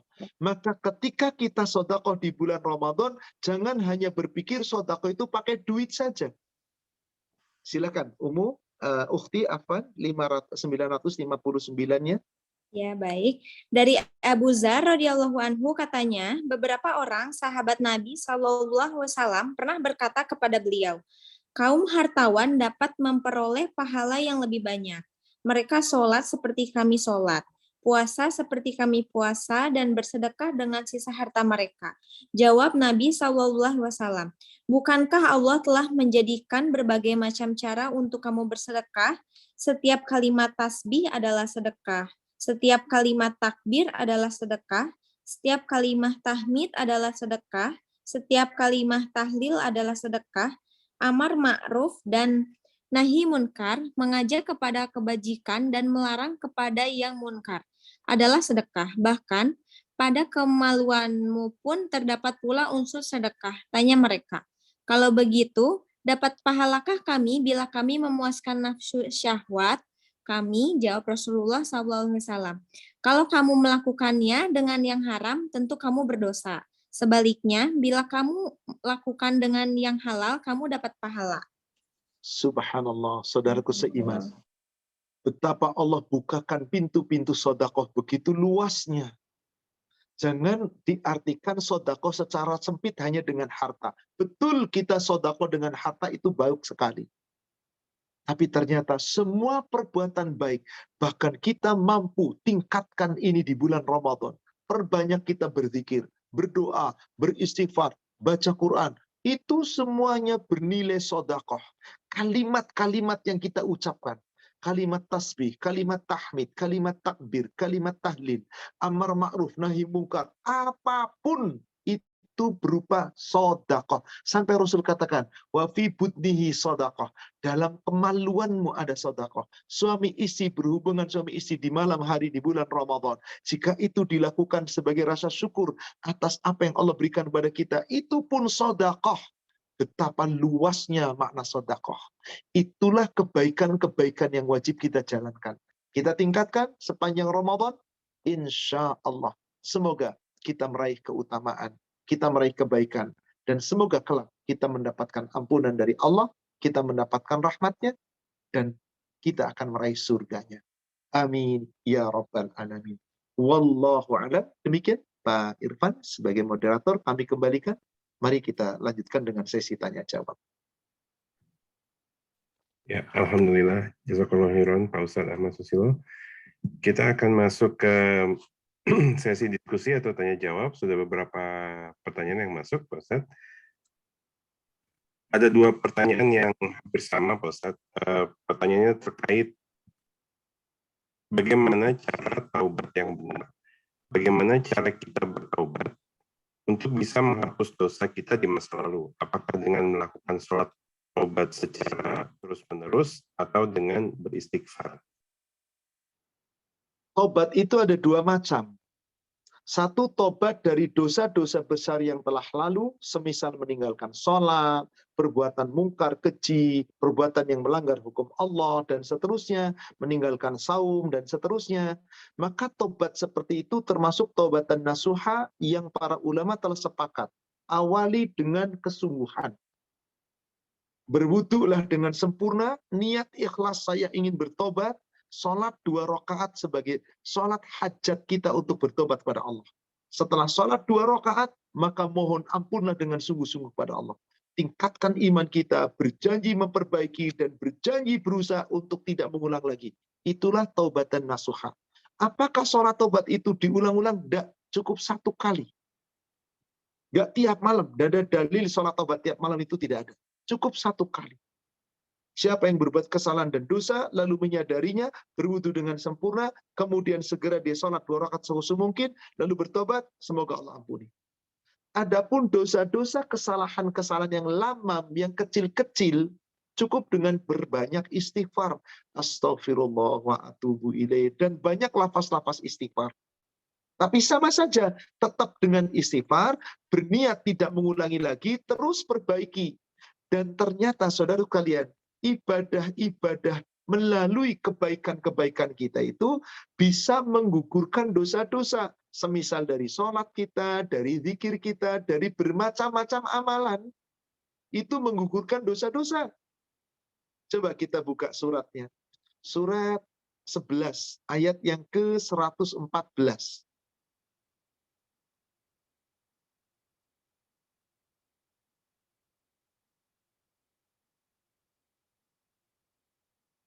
Aqimis shalah tarafayin nahar wa zulafam minal lail. Innal hasanat yudhibnas sayyi'ah. Dzalika dzikra lidzakirin. Dirikanlah salat di kedua waktu tepi pagi dan petang. Yakni waktu subuh, waktu duhur, waktu asar, dan di permulaan awal malam. Zulafa minal lail, waktu maghrib dan isya. Sholat fardu jaga baik-baik. Innal hasanat yudhibna sayyi'ah. Perbuatan-perbuatan baikmu itu menggugurkan kesalahan, dosa-dosa. Sayyi'ah, dosa kecil, bukan dosa besar. Dzalika dzikra lidzakirin, itu peringatan bagi orang yang diberi peringatan, bagi orang yang mau mengambil pelajaran, yang mau beringat Allah. Berarti sholat fardu kita yang kita lakukan seterusnya kita jalankan dengan sungguh-sungguh menggugurkan dosa-dosa yang kecil-kecil selama dosa besar kita tinggalkan. Coba, Ukti, hadis nomor 628, Sahih Muslim.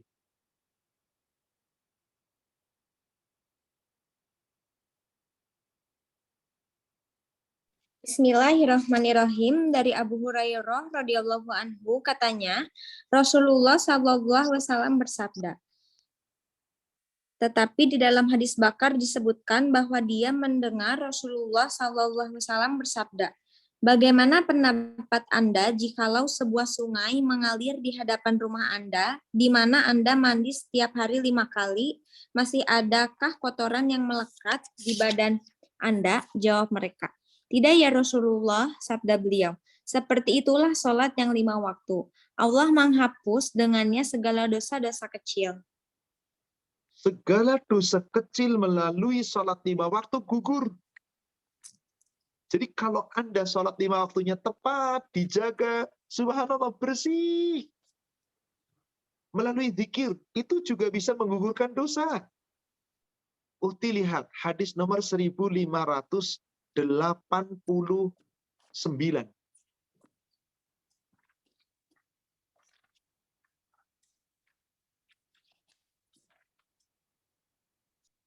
Bismillahirrahmanirrahim. Dari Jabir bin Abdullah radhiyallahu anhu katanya, Nabi sallallahu alaihi wasallam dan Abu Bakar mengunjungiku dengan berjalan kaki Maaf, ketika Bulughul Maram 1500. Saya Bapak khilaf Ustaz. menyebut.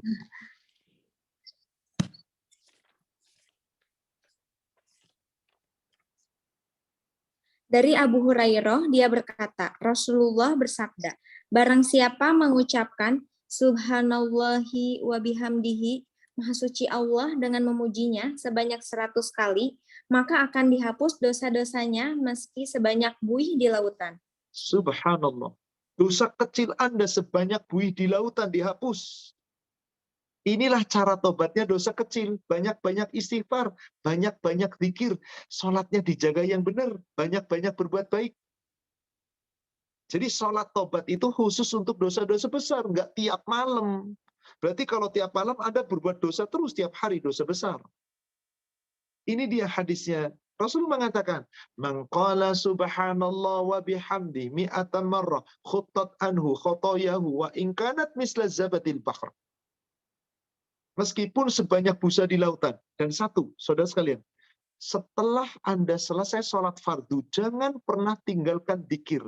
Tasbih 33, tahmid 33, takbir 33, tutup dengan satu tahlil, maka seluruh dosa Anda gugur sebanyak buih di lautan sekalipun. Jadi dzikir mutlak jangan ditinggalkan, dzikir setelah sholat jangan diabaikan. Dan di bulan Ramadan itu harus kita jaga baik-baik. Bukankah perbanyak dzikir itu lebih baik untuk menjaga lisan kita dari kata-kata kotor?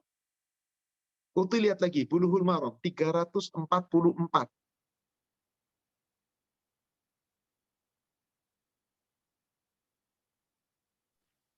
Dari Sauban, ia berkata, apabila setelah selesai sholat, Rasulullah beristighfar 3 kali lalu mengucap, Ya Allah, Engkau as-salam, zat yang selamat dari segala kekurangan dan kebinasaan.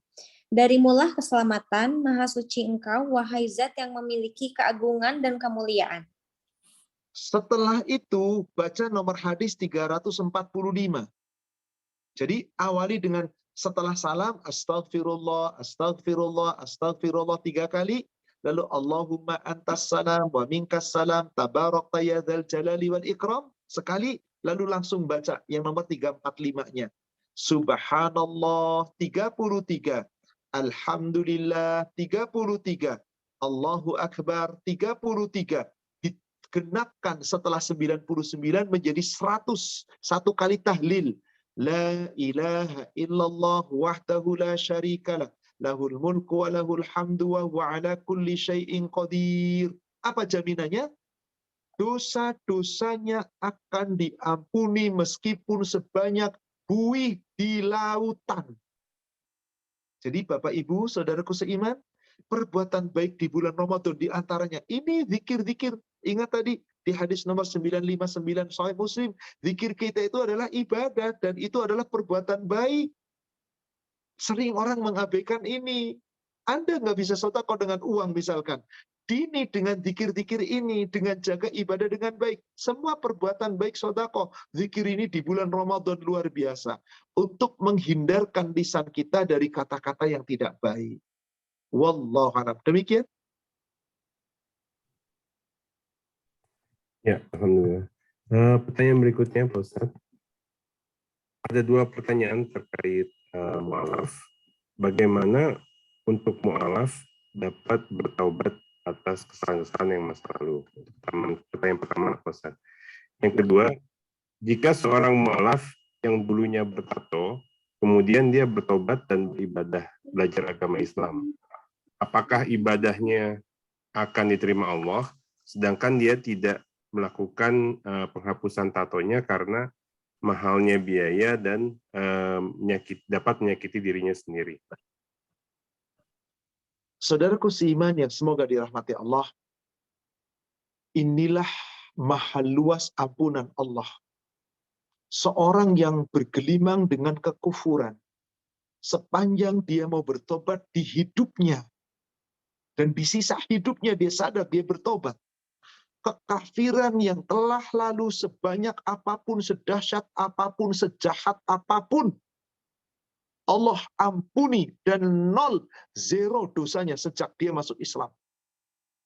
Asal betul-betul setelah masuk Islam dijaga keislamannya. Tidak kembali kepada akidah kekafirannya.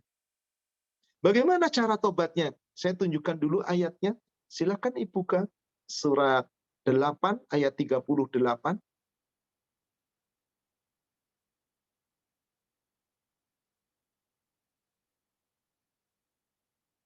Allah Subhanahu wa taala berfirman, "Qul lilladzina kafaru." Katakanlah kepada orang-orang kafir, "Iyantahu, jika kamu mau meninggalkan kekafiranmu, yakni bertobat dari kekafiran menuju kepada iman, yughfar lahum ma qad salaf." Niscaya Allah mengampuni bagi mereka seluruh dosa yang telah lalu. Seluruh dosa yang lalu. Hapus, 0. Nggak punya dosa lagi. Bagaimana cara tobatnya orang kafir ini? Diperintahkan orang kafir itu sebelum mengucapkan 2 kalimat syahadat, mandi seperti mandi janabah. Mandi bersih seluruhnya. Ajarkan cara mandinya. Bersih semuanya, lalu mengucapkan 2 kalimat syahadat. Persaksikan dengan 2 orang muslim yang sadar, yang betul-betul adil. Dia telah masuk Islam, telah mengucapkan 2 kalimat syahadat. Sejak saat itu seluruh dosanya diampuni oleh Allah. Tapi dia wajib mulai belajar. Belajar sholat, itu yang paling utama lebih dulu. Diawali dari cara wudhu yang benar. Tayamum, mandi janabah, sholat yang benar. Terus mulai dia menghafal doa-doa sholat. Mulai dia belajar baca Al-Quran. Jaga. Adapun menyangkut tentang kekurangan yang ada di tubuh. Betul, Islam telah melaknat orang-orang yang mentato, yang minta ditato. Dan haram dalam Islam hukumnya tato. Qadarullah orang ini punya tato sebelum masuk Islam ketika kafir. Karena orang kafir tidak pernah peduli tentang urusan tato. Islam telah melarang. Saat dia sudah masuk Islam, ada kendala ketika membuang tato. Pertama, harganya mahal. Kedua, harus menyakiti tubuh. Dengan ditato dihilangkan akan menyakitkan. Maka dalam hal seperti ini para ulama telah sepakat. Berusahalah menghilangkan tato itu semampu Anda. Kalau katakanlah harganya mahal, mintalah bantuan kepada orang-orang yang punya harta. Orang-orang yang mu'allaf baru masuk Islam, insya Allah bahkan berhak mendapatkan zakat kita. Berikan zakat, bersihkan tato dengan uang zakat. Kalau memang mahal tapi bisa bersih, bersihkan. Ternyata nggak bersih sempurna, Ustadz. Atau karena mahal dia nggak mampu, nggak ada yang membantu. Bagaimana caranya? Tutupi bagian tato itu semampu mungkin dengan make up atau dengan apapun. Dengan pakaian dan yang lainnya. Katakanlah itu laki-laki, tatonya di bagian lengan, tatonya di sini. Jangan pernah pakai pakaian yang kelihatan. Pakailah pakaian yang panjang. Untuk apa? Menutupi. Jangan sampai nanti terkesan, nih saya Islam meskipun bertato. Nanti takut timbul kesombongan, ada ria. Belum lagi dari orang lain, nanti akan ada kedengkian, nanti ada suzon dan seterusnya dan seterusnya. Kalau mampu dihilangkan semampunya, jika menimbulkan mabarat, nggak perlu dihilangkan. Insya Allah. Tentang itu Allah ampuni. Karena yang paling baik kembali kepada Allah itu suci akidah. Tubuh wajib suci. Tetapi ketika sudah terlanjur demikian, bertobatlah kepada Allah, mampu dihilangkan, hilangkan. Andai kata mahal, mintalah bantuan kepada orang-orang yang mampu, insya Allah. Bantu, wahai orang-orang yang mampu. Lalu kemudian dia memperbaiki diri. Dan tutupi, kalau nggak mampu juga hilang, tutupi dengan sesuatu yang bisa menutupi. Pakaian dan semisalnya. Insya Allah. Semoga akan dapat ampunan dari Allah. Sepanjang dijaga imannya, Allah janji tadi. Yughfar lahu ma qad salaf. Allah ampuni bagi mereka seluruh dosanya yang telah lalu. Semoga mu'alaf yang bertanya ini, Allah ampuni dosa yang lalu, perbaiki diri sebaik-baiknya. Saya berdoa, semoga Bapak atau Ibu mu'alaf ini insya Allah mendapat keampunan dari Allah, diberikan hidayah, diberikan kekuatan, tetap istiqomah di atas iman dan takwa. Wallahu a'lam. Demikian. Amin. Ya, Pak Ustadz. Pertanyaan berikutnya ada pertanyaan terkait sholat tahajud, Pak Ustadz. Ada 2 pertanyaan, saya coba gabungkan. Selama bulan Ramadan, kami melakukan sholat tahajud setelah sahur hingga masuk waktu imsak. Karena ada kajian yang menyebutkan bahwa sebaiknya sholat tahajud dilakukan sebelum sahur. Itu pertanyaan pertamanya, Pak Ustadz. Yang kedua, apakah sholat tahajud dapat didahului dengan sholat wudhu dan sholat mutlak?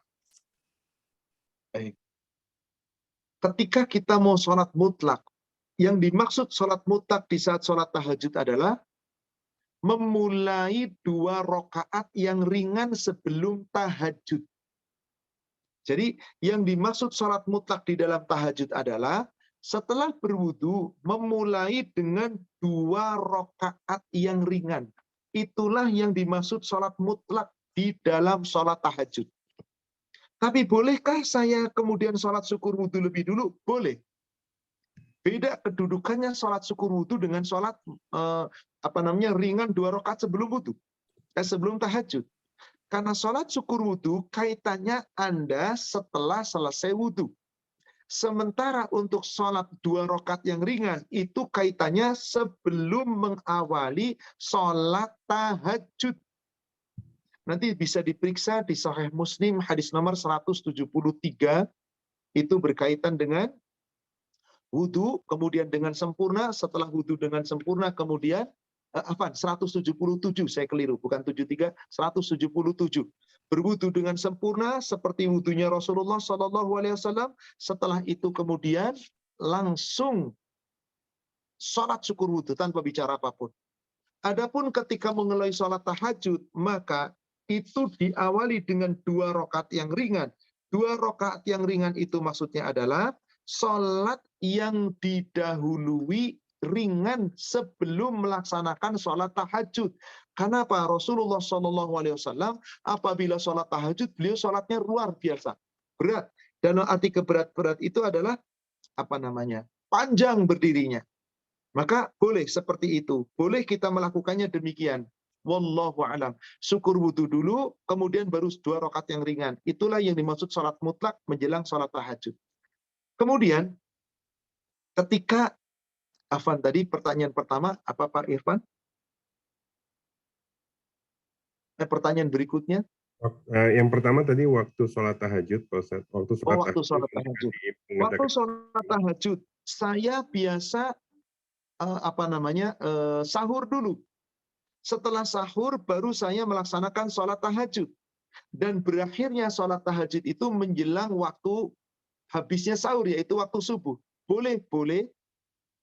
Tapi yang paling utama justru sahur itu yang diakhirkan. Tahajud dulu Anda baru makan sahur. Katanya sebaiknya tidak. Yang dimaksud adalah bukan sholat tahajud di waktu akhir setelah sahur. Bukan. Memohon ampun di akhir malam. Jadi yang terbaik bagaimana? Tahajud dulu. Setelah tahajud Anda makan sahur. Masih ada sisa waktu sebelum waktu subuh, banyak-banyak istighfar. Banyak-banyak mohon ampun. Banyak-banyak mohon ampun. Coba dibuka surat 51 ayatnya, ayat yang ke 15 sampai ayat 18.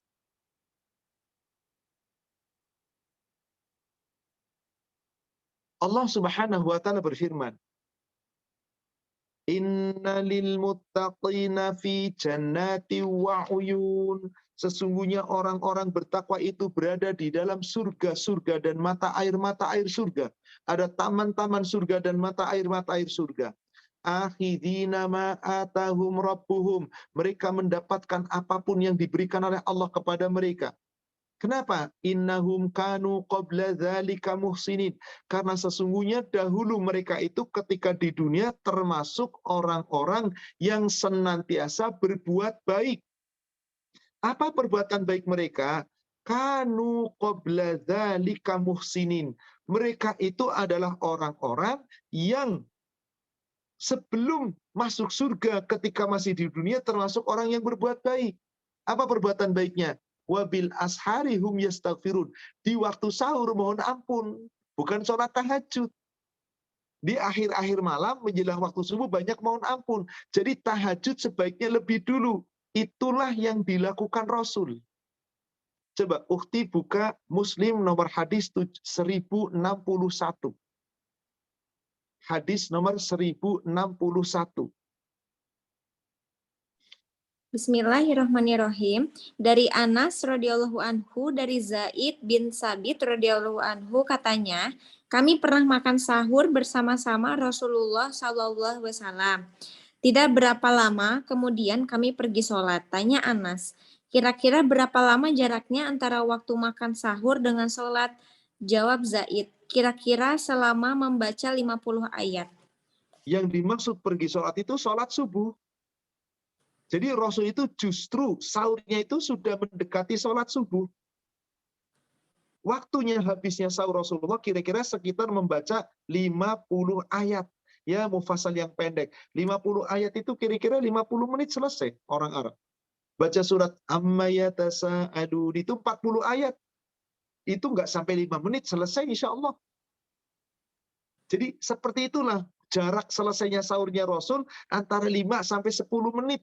Begitu sudah selesai sahur, 5 sampai 10 menit kemudian masuk waktu sholat subuh. Baru kemudian beliau melaksanakan sholat sunnah fajar, dan sahabat-sahabat setelah itu langsung menuju ke masjid, menuju sholat. Jadi dengan riwayat ini, sebaik-baiknya adalah tahajud lebih dulu, baru makan sahur. Demikian, wallahu a'lam. Tapi maaf, andai kata makan sahur dulu, kemudian baru tahajud, ya boleh-boleh saja, tidak ada masalah. Tapi makan sahur diundur, itu lebih baik. Ya. Pertanyaan berikutnya, Pak Ustadz. Pertanyaan berikutnya terkait zikir atau berzikir. Ada beberapa pertanyaan, ada 3 pertanyaan terkait. Saya coba gabungkan. Pertanyaan pertama adalah, setelah sholat tahajud untuk banyak istighfar dan berdoa dalam bahasa Indonesia, apakah dalam bahasa Indonesia sehingga kita lebih paham apakah itu diperbolehkan? Itu yang pertama Pak Ustadz, istighfar dalam bahasa Indonesia. Lalu yang kedua adalah setelah sholat fardu, jika berzikir subhanallah, walhamdulillah, wala ilaha illallah, wallahu akbar digabungkan sebanyak 33 kali, apakah juga diperbolehkan? Itu yang kedua, Pak Ustadz. Yang ketiga, pada zikir setelah sholat, ada bacaan 3 kul 1 kali, dan pada zikir pagi petang ada bacaan 3 kul 3 kali. Apakah boleh dibaca cukup 3 kali, tidak 4 kali, atau tetap 1 kali dan 3 kali? Baik. Pertanyaan pertama, ketika seorang hamba Eh, Subhanallah. Tadi saya ingat, Indonesia. karena saya lupa. Apa? Nomor satu apa tadi Pak Irfan? Yang dalam bahasa Indonesia, Pak Ustaz. Oh baik. Ya. Bolehkah setelah saya sholat tahajud berdoa dalam bahasa Indonesia? Boleh. Boleh sekali. Supaya paham dan ngerti artinya sangat boleh. Ketika setelah tahajud saya istighfar, bolehkah dalam bahasa Indonesia? Boleh. Silakan. Tetapi istighfar itu dalam bahasa Arab mudah sekali. Astaghfirullah wa atubu ilaih. Beres. Astaghfirullah alladzi la ilaha illa huwal hayyul qayyum wa atubu ilaih. Bagus. Bahkan di bulan-bulan Ramadan, istighfar yang terbaik, wabil khusus di akhir-akhir malam, antara tahajud Anda seling, menjelang sahurnya, setelah sahur, sebelum subuh, istighfarnya dirubah dengan satu kalimat.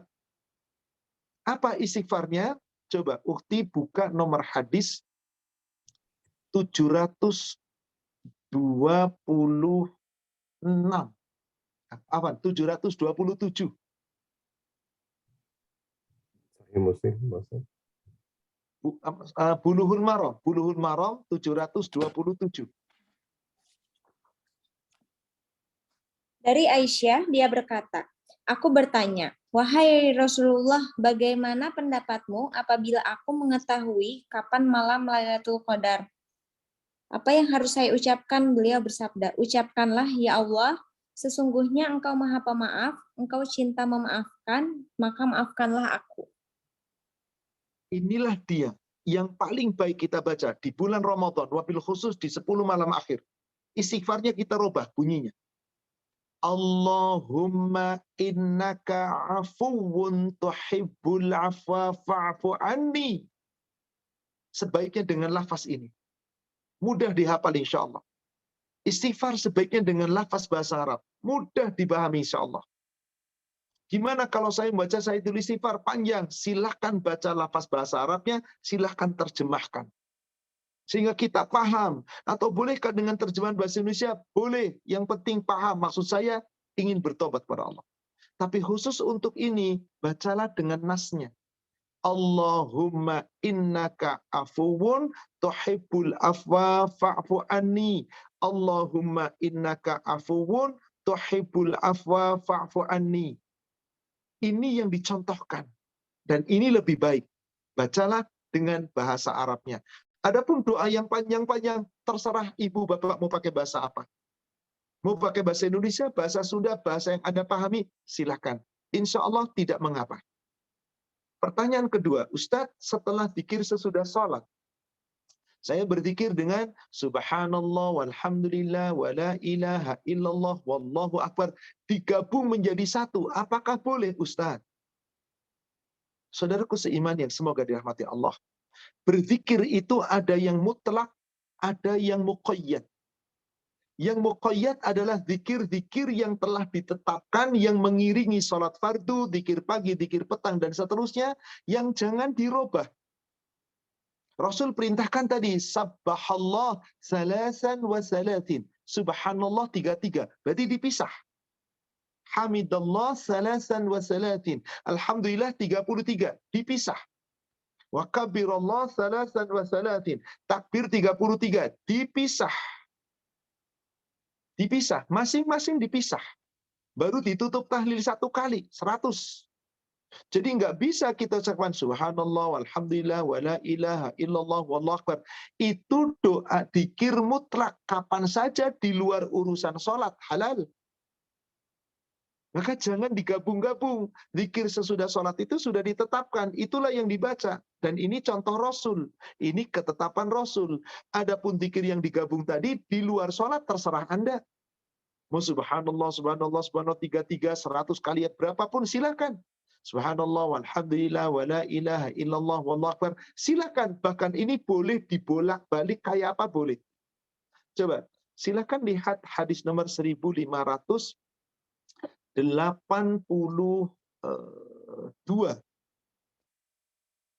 Bulughul Maram 1582.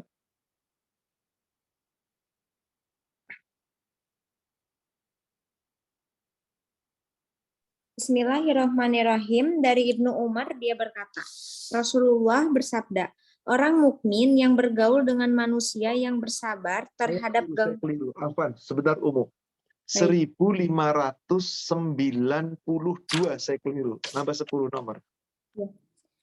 Dari Samurah bin Jundab, dia berkata, Rasulullah bersabda, ucapan yang paling dicintai Allah ada 4. Tidak apa-apa dari mana saja kamu memulai membacanya. Subhanallahi walhamdulillahi wala ilaha illallahu wallahu akbar. Maha suci Allah, segala puji bagi Allah, tidak ada ilah yang berhak disembah kecuali Allah dan Allah Maha Besar. Zikir ini di luar sholat, di luar ketentuan sholat. Terserah Anda. Subhanallah walhamdulillah wala ilaha illallah wallahu akbar. Boleh, bahkan dikatakan Rasulullah, 4 kalimat dengan mana saja kamu mau bolak-balik, nggak apa-apa. Bagus. Maka terkadang Rasul berzikir dengan nafas yang sedikit terbalik. Coba, Ukti lihat yang nomor hadis sebelumnya di atas. Nomor 91-nya dari Abu Sa'id Al-Khudri. Dari Abu Sa'id, dia berkata, Rasulullah bersabda, kalimat-kalimat yang kekal dan baik adalah La ilaha illallah subhanallahi wallahu akbar walhamdulillahi wala haula wala quwata illa billahi. Lihat, dibolak-balik kan? Ya. Kalau tadi gimana? Subhanallah walhamdulillah wala ilaha illallah wallahu akbar. Kalau sekarang? La ilaha illallah wa subhanallah wallahu akbar walhamdulillah wala haula wala quwata illa billah. Monggo diputer-puter, terserah Anda, nggak ada masalah. Ingat, ini bukan dzikir setelah sholat, ini dzikir yang mutlak. Pertanyaan ketiga, Ustadz, kalau ada orang dzikir pagi dan petang dengan dzikir setelah sholat, kalau setelah sholat itu dzikirnya adalah tutup baca ayat kursi, setelah rangkaian dzikir dan doa selesai, ayat kursi sekali, Al-Ikhlas sekali cukup. Atau Al-Ikhlas, Al-Falaq, An-Nas sekali cukup. Ini contoh Rasul, sudah cukup sekali. Jangan ditambahin, jangan dikurangin. Ayat kursi, Al-Ikhlas cukup, atau ayat kursi, Al-Ikhlas, Al-Falaq, An-Nas. Adapun dzikir pagi dan petang, Rasul mencontohkannya ayat kursi sekali, Al-Ikhlas, Al-Falaq, An-Nas. Kul huwallah, kul a'udzu birabbil falaq, kul a'udzu birabbin nas, masing-masing dibaca 3 kali. Enggak 4, enggak 6, enggak 7. 3 kali. Ikut. Ingat, ada zikir yang sifatnya mutlak, bebas kapan saja, di mana saja, enggak terikat dengan ibadah sholat, dan bebas waktunya, bebas bilangannya. Adapun zikir-zikir setelah sholat, ikuti contoh Rasul. Bukankah kita ibadah ingin dapat rahmat Allah? Kalau kita ibadah asal ibadah, nanti nggak mengikuti contoh Rasul bagaimana? Bukankah salah satu dapat rahmat Allah harus mentaati Allah dan Rasulnya? Surat 3 Ali Imran ayat 132. Wa atiullaha war rasulah la'allakum turhamun. Taatilah Allah dan Rasul, kamu dapat rahmat. Bukankah ibadah kita semata-mata ingin dapat rahmat Allah? Berarti mana ibadah yang dapat rahmat Allah? Ibadah yang kita lakukan sesuai dengan aturan yang diperintah Allah, yang dicontohkan Rasul. Taati. Selain itu, bebas. Demikian, wallahu a'lam. Ya, alhamdulillah. Pertanyaan berikutnya, Pak Ustadz. Membayar kafarat yang dilakukan apabila melakukan dosa berhubungan badan suami istri di bulan puasa, apakah sama dengan bentuk taubat? Yang diwajibkan membayar kafarat, apakah suami saja atau istri saja atau keduanya? Apabila sudah membayar kafarat, masih wajibkah sholat taubat? Enggak, Ustaz. Baik. Apabila ada orang berhubungan suami istri, maka berhubungan suami istri itu haram, dosa besar, di siang hari. Dihalalkannya hanya di malam hari. Bagaimana Ustadz? Suami istri berhubungan suami istri di siang hari. Maka apa kafaratnya? 1. Berpuasa 60 hari berturut-turut. 2. Apabila tidak mampu, maka bersedekah kepada memerdekakan seorang budak. 3, apabila nggak mampu, maka bersedekah setiap hari nggak puasa 1 kali makan orang miskin. Berarti 60 hari, 60 orang miskin dikasih makan. Pertanyaan, siapa yang wajib bayar kafarah? Cukup 1 kepala rumah tangga, pencari nafkah. Pencari nafkah. Jadi ini penebusan dosa berdua, suami dan istri. Tapi bagaimana jika ini biasanya yang menginginkan adalah suami, si istri yang terpaksa. Tapi kalau kedua-duanya saling menginginkan dan kedua-duanya adalah yang punya uang, sama-sama memiliki harta, maka kedua-duanya wajib membayar kafarah. Karena kedua-duanya saling menginginkan. Tapi biasanya laki-laki yang lebih dominan menginginkan. Maka si kepala rumah tangga yang dia punya harta, yang dia wajib untuk membayar kafarah. Nanti bisa dilihat hadisnya, nomor hadis 714 di kitab Sahih, di kitab Bulughul Maram. Itulah bercerita tentang 703, saya lupa sebentar. 713. Nanti bisa lihat di sana. Oh subhanallah. Naik 3, 709 kalau tidak salah. Coba Uhti, saya khilaf. Baik Ustaz. 709 dari Aisyah dan Ibnu Umar, mereka berdua berkata, tidak diperbolehkan berpuasa pada hari-hari Kalau tasyrik gitu 698 atau 99. 699 dari Aisyah dan Ummu Salamah, bahwasannya Nabi. Sebelumnya dari Abu Hurairah. 698 dari Abu Hurairah. 698. Coba silakan Ufi baca. Dari Abu Hurairah dia berkata, ada seorang laki-laki yang menghadap Nabi lalu berkata, celakakah aku wahai Rasulullah? Kemudian beliau bertanya, apa yang membuatmu celaka? Dia menjawab, aku telah menggauli istriku di bulan Ramadan. Beliau bertanya, apakah kamu mampu memerdekakan seorang budak? Ia menjawab, tidak. Beliau bertanya lagi, apakah kamu sanggup berpuasa 2 bulan berturut-turut? Ia menjawab, tidak. Beliau bertanya lagi, apakah kamu sanggup memberi 60 orang miskin? Memberi makan 60 orang miskin? Ia menjawabnya tidak. Lalu ia duduk, kemudian Nabi memberi sekeranjang kurma dan bersabda, bersedekahlah dengan ini. Orang itu pun berkata, apakah kepada orang yang lebih fakir daripada kami? Padahal antara 2 batu hitam di Madinah tidak ada sebuah keluarga pun yang lebih memerlukan daripada kami. Maka tertawalah Nabi, sehingga nampak gigi gerahamnya, lalu bersabda, pergilah dan berilah makan keluargamu dengan kurma ini. Subhanallah. Jadi riwayatnya ini orang paling miskin di Madinah, di suatu kampung, ternyata nekat, udah miskin nekat lagi. Tidak tahan mengendalikan nafsunya, maka si suaminya yang berinisiatif dan menggauli istrinya. Dan tahu dia dosa besar, lagi puasa Ramadan, siang hari menggauli istrinya. Maka ngadu sama Rasul. Binasa saya Rasulullah. Kenapa yang menyebabkan binasa? Kenapa? Aku telah menggauli istriku di siang hari. Kamu mampu nggak memberikan budak? Boro-boro punya budak orang miskin. Kamu mampu nggak puasa 60 hari berturut-turut? Wong Ramadan aja nggak kuat. Gimana 60 hari berturut-turut? Kalau gitu, kamu sodakoh setengah sok untuk setiap orang miskin.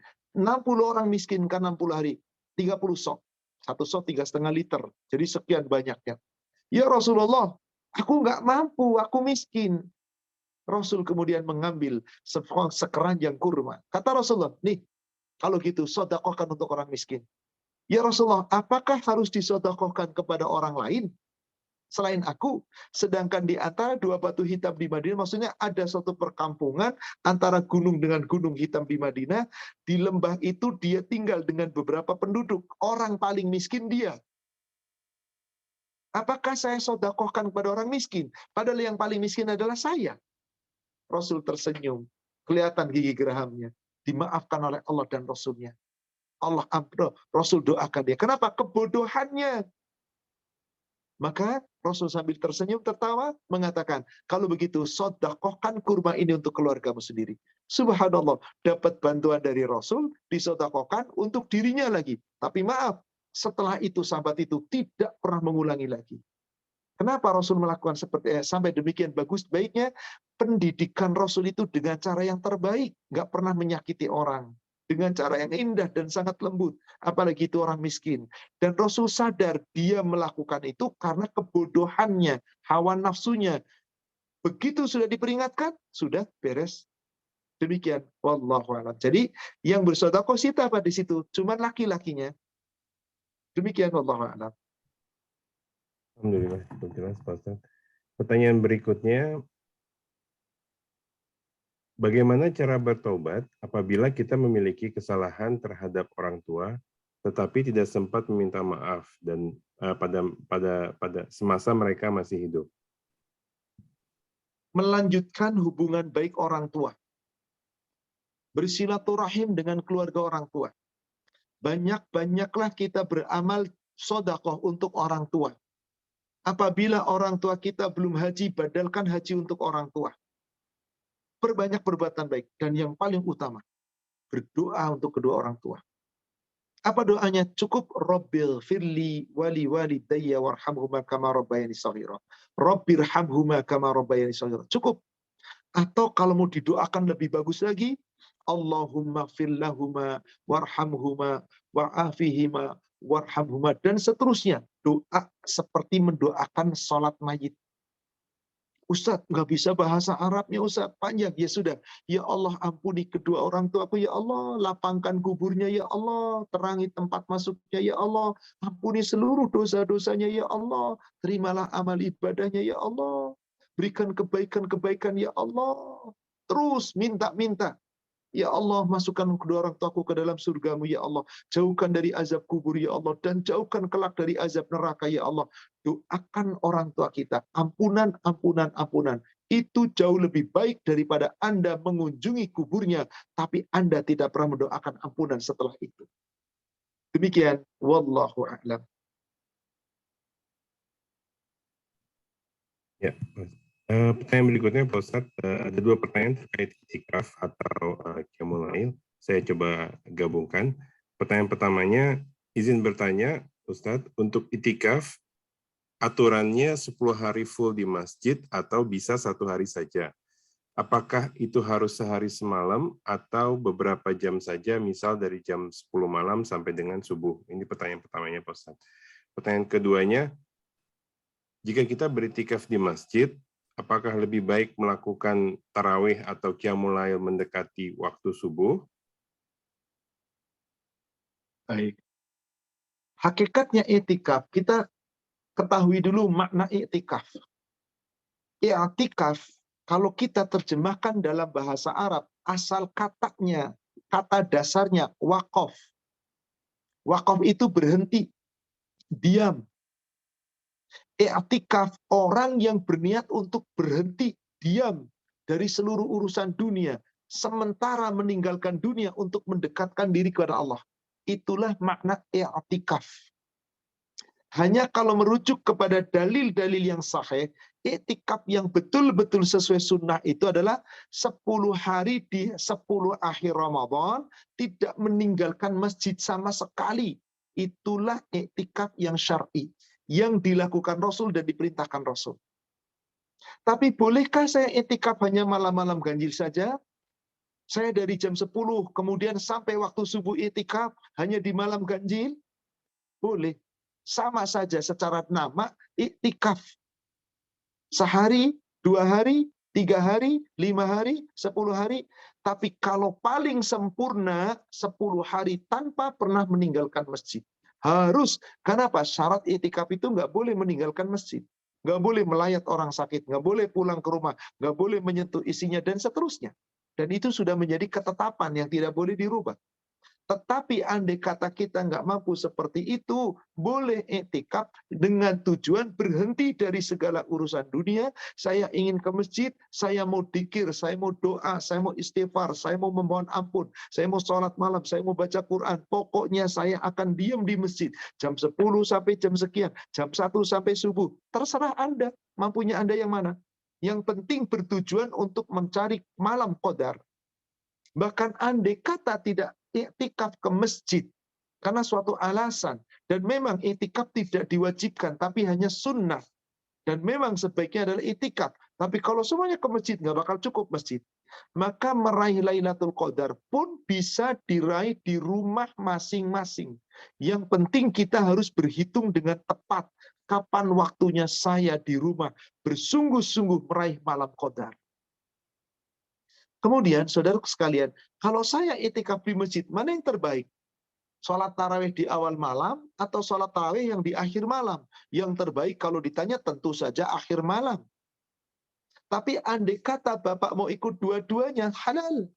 Awal malam ikut, setelah ikut awal malam sampai witir, silakan. Nanti setelah itu segera tidur. Apalagi kalau sudah menjelang waktu 10 hari yang akhir itu di malam-malam yang ganjilnya. Silakan tidur awal, jam 9 tidurlah. Jangan banyak ngobrol. Tidur sampai jam 1. Setelah itu sebentar lagi tidur, setengah 2 maksimal. Anda harus sudah terjaga. Di situ, kalau di masjid mengadakan tahajud, di jam setengah 2 lebih kurang atau jam 2, ikuti tahajud. Sudah witir bagaimana Ustadz? Nggak usah witir lagi. Setelah itu bagaimana? Bacalah Quran, berzikirlah, berdoalah. Maka begitu waktu akhir, biasanya setengah jam sebelum subuh, di situ baru dibagikan waktu untuk bersahur, maka bersahurlah. Dan jangan banyak ngobrol ke sana kemari. Setelah selesai sahur, batal misalkan, berwudulah. Duduk tafakur, bertobat kepada Allah, beristighfar, banyak-banyak baca tadi. Allahumma innaka afuwun tuhibbul afwa fa'fu anni. Perbanyak istighfar, sayyidul istighfar. Boleh insya Allah seperti itu. Tapi kalau Bapak memilih, saya nggak ikut tahajud yang pertama, nggak ikut sholat malam yang ba'da isya, saya ketika itu mau sholat tahajud saja nanti yang malam hari, mengikuti imam yang panjang, yang bacaannya lebih tartil. Halal, silakan. Lalu apa yang saya lakukan? Menyingkir dari masjid. Di luar masjid, misalkan tidak mengganggu orang yang lain, baca Quran, silakan. Tapi kalau Anda mengikuti, tentu lebih baik. Sebab apa? Siapa yang mengikuti sholat malam di bulan Ramadan berjamaah bersama imam, nilai pahalanya seperti sholat sepanjang malam. Wallahu a'lam. Demikian Pak Irfan, mungkin satu pertanyaan lagi, sudah sebentar lagi masuk waktu zuhur di sini. Ya, Pak Ustadz. Kalau boleh 2 pertanyaan, Pak Ustadz. Yang kedua, pertanyaan lanjutan. Yang pertanyaan berikutnya, ada beberapa Ustadz mengatakan sholat yang kita tidak kerjakan waktu dahulu bisa ditebus dengan waktu sholat yang ditinggalkan sebanyak-banyaknya setelah sholat fardu. Bagaimana mengenai itu? Dan tadi ada pertanyaan lanjutan, Pak Ustadz. Tadi Pak Ustadz menyebutkan badal haji. Bagaimana dengan badal umroh? Apakah itu ada? Terima kasih, Pak Ustadz. Kalau kita merujuk kepada dalil-dalil yang sahih, nggak ada para sahabat membadalkan umroh. Apa alasannya? Pertama, umroh itu sunnah. Ibadah sunnah nggak ada dibadalkan. Adapun badal haji, dalil-dalilnya luar biasa. Sahih semuanya. Bukhari, Muslim, dan kitab-kitab Bulughul Maram dijelaskan tentang bab haji, membadalkan haji orang tua. Maka saya mengikuti pendapat jumhur. Badal haji itulah yang wajib dijalankan anaknya jika orang tuanya telah berwasiat atau sepanjang hidupnya nggak pernah haji. Tapi badal umroh tidak ada. Meskipun sebagian ulama mengatakan boleh membadalkan umroh. Boleh. Tapi tetap itu adalah hukumnya sunnah. Maka silakan saja. Pertanyaan pertama, ketika sholat tahajud, pertanyaan berikutnya setelah sholat tahajud, apa tadi gimana Pak Irfan? Pertanyaannya yang pertama mengenai sholat itu, apabila kita tidak sholat pada waktu-waktu dahulu. Oh iya, sebelum sholat. Bisa ditebus. Sudah saya sampaikan tadi di surat Maryam, silahkan buka kembali dari ayat 58, 59 sampai 62. Generasi yang melalaikan sholat itu bukan sholat yang ditinggalkan tanpa sengaja. Sengaja dosa besar. Saya katakan, tidak ada dalilnya bahwa Rasul perintahkan qadha sholat yang telah lalu dengan cara apa? Mengqadhonya di saat itu sebanyak-banyaknya. Dalilnya mana? Sedangkan beribadah harus berlandaskan dalil. Ternyata tidak ada dalil tentang itu. Monggo nanti buka kembali surat Maryam, surat 19 dari ayat 58, ayat 59. Orang yang mengabaikan sholat di ayat 60-nya, illa man taba wa amana wa amila sholihah. Kecuali orang yang bertobat, beriman, dan mengerjakan kebajikan. Allah janji faulaika yadkhulunal jannah. Mereka akan dimasukkan ke dalam surga. Wala yuzlamuna syai'a. Enggak dizalimi sedikit pun, enggak dirugikan sedikit pun. Maka jumhur ulama, bahkan imam mazhab 4, Imam Abu Hanifah, Imam Malik bin Anas, Imam Syafi'i, yang dipakai oleh kebanyakan umat Islam bermazhab Syafi'i di Indonesia, Imam Ahmad bin Hanbal, semua 4 imam sepakat tidak ada qadha dalam sholat. Qadhonya sholat itu adalah kalau saya meninggalkan sholat sekarang karena sakit, keterhalang dalam perjalanan, karena ketiduran, karena kelupaan, saya ingat langsung diqadha. Sementara yang telah lalu berapa banyak? Sebanyak-banyaknya, mana dalilnya? Bertobat dari kesalahan yang lalu. Itu yang saya pakai dari pendapat jumhur. Betul, di negara kita banyak sekali para ustadz, para kiai yang mengatakan diqadha sebanyak-banyaknya. Habis sholat duhur, 4 rakaat lagi sholat duhur. Niatin qadha yang lalu. Habis sholat asar, qadha lagi. Tapi itu tidak pernah ada dalil dari Rasul. Yang mau mengamalkan, monggo, saya secara pribadi saya tidak mengamalkan itu dan saya tidak meyakini itu sebab tidak ada dalil yang datangnya dari Rasul. Al-Quran jelas, orang yang mengabaikan sholat di masa lalu dengan tobat dan memperbaiki diri. Wallahu a'lam. Terhadap perbedaan pendapat ini, saya serahkan kepada masing-masing jamaah. Mau mengikuti pendapat jumhur ulama, monggo. Dan itulah sunnah Rasul. Mau mengikuti sebagian pendapat ustadz dan kiai di negara kita, monggo saja. Toh tiap kita perbuatannya pasti akan dipertanggungjawabkan di hadapan Allah kelak. Wallahu a'lam. Sepertinya sudah masuk waktu duhur, saudaraku seiman. Di sini di Indonesia, kita semoga insya Allah selalu diberkahi Allah. Mari kita tingkatkan amal ibadah kita, amal soleh kita sepanjang Ramadan. Semoga kita meraih ampunan dan meraih ridhonya. Amin ya rabbal alamin. Mari kita tutup dengan membaca doa kafaratul majlis. Subhanaka Allahumma wa bihamdika asyhadu an la ilaha illa anta astaghfiruka wa atubu ilaik. Alhamdulillah billahi taufik. Assalamualaikum warahmatullahi wabarakatuh. Waalaikumsalam. Afwan Ustadz, mau minta doa untuk yang sedang sakit. Berdoa bersama. Baik, kita doakan saja, insya Allah semoga Allah berikan kesembuhan. Allahumma rabban nas adhibil ba's anta syafi washfi shifa'an la shifa'an illa shifa'uk shifa'an la yughadiru saqama. Wahai Allah, Engkaulah Rabbnya manusia, Engkau yang telah menciptakan suatu penyakit. Tidak ada yang bisa menyembuhkan penyakit kecuali hanya Engkau ya Allah. Ya Allah, sembuhkanlah penyakit si sakit dengan kesembuhan yang sempurna, yang tidak menimbulkan penyakit yang baru. Ya Allah, jika sakit itu baik baginya, jadikan sakit itu menjadi penggugur atas segala kesalahan dan dosa-dosanya. Jadikan menjadi penguat iman dan takwanya. Jadikan menjadi penguat pengokoh kesabaran dan ketawakalannya. Ya Allah, jika sakit itu tidak baik baginya, cabutlah penyakitnya ya Allah. Sembuhkan dengan kesembuhan yang sempurna yang tidak menimbulkan penyakit yang baru. Jadikan pula menjadi ampunan atas kesalahan dan dosa-dosa, dan menjadi kesabaran yang lebih tinggi untuknya. Ya Allah, berikan yang terbaik untuknya, untuk saudara kami yang sedang diuji dengan sakit. Sembuhkanlah mereka ya Allah. Subhana rabbika rabbil izzati amma yasifun, wa salamun alal mursalin, walhamdulillahi rabbil alamin. Alhamdulillahi rabbil alamin. Amin ya rabbal alamin.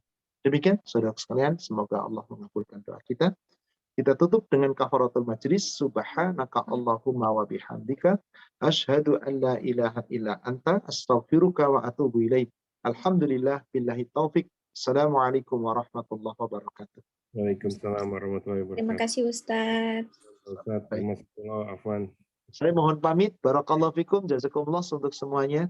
Iya, Pak Ustaz. Baik Pak Ustadz. Terima kasih. Ustaz, ya alhamdulillahirobbilalamin, kita telah telah mendengar kajian dari Pak Ustadz Ahmad Susilo pada pagi hari ini. Alhamdulillah semua pertanyaan juga sudah sebagian besar didiskusikan dengan Pak Ustadz Ahmad Susilo. Mohon maaf beberapa pertanyaan didahulukan yang terkait dengan tema. Insya Allah pengajian berikutnya akan dilakukan pada tanggal 23 April. Insya Allah nanti dalam waktu dekat mendekati hari pengajian, insya Allah akan diinformasikan kembali. Jika ingin mereview kembali pengajian ini available di channel YouTube Arja Kusuma. Itu bisa dilihat di channel YouTube Arja Kusuma. Insya Allah akan mulai online di sore hari ini. Mungkin itu saja dari kami. Kami tutup. Wabillahi taufiq wal hidayah. Wassalamualaikum warahmatullahi wabarakatuh.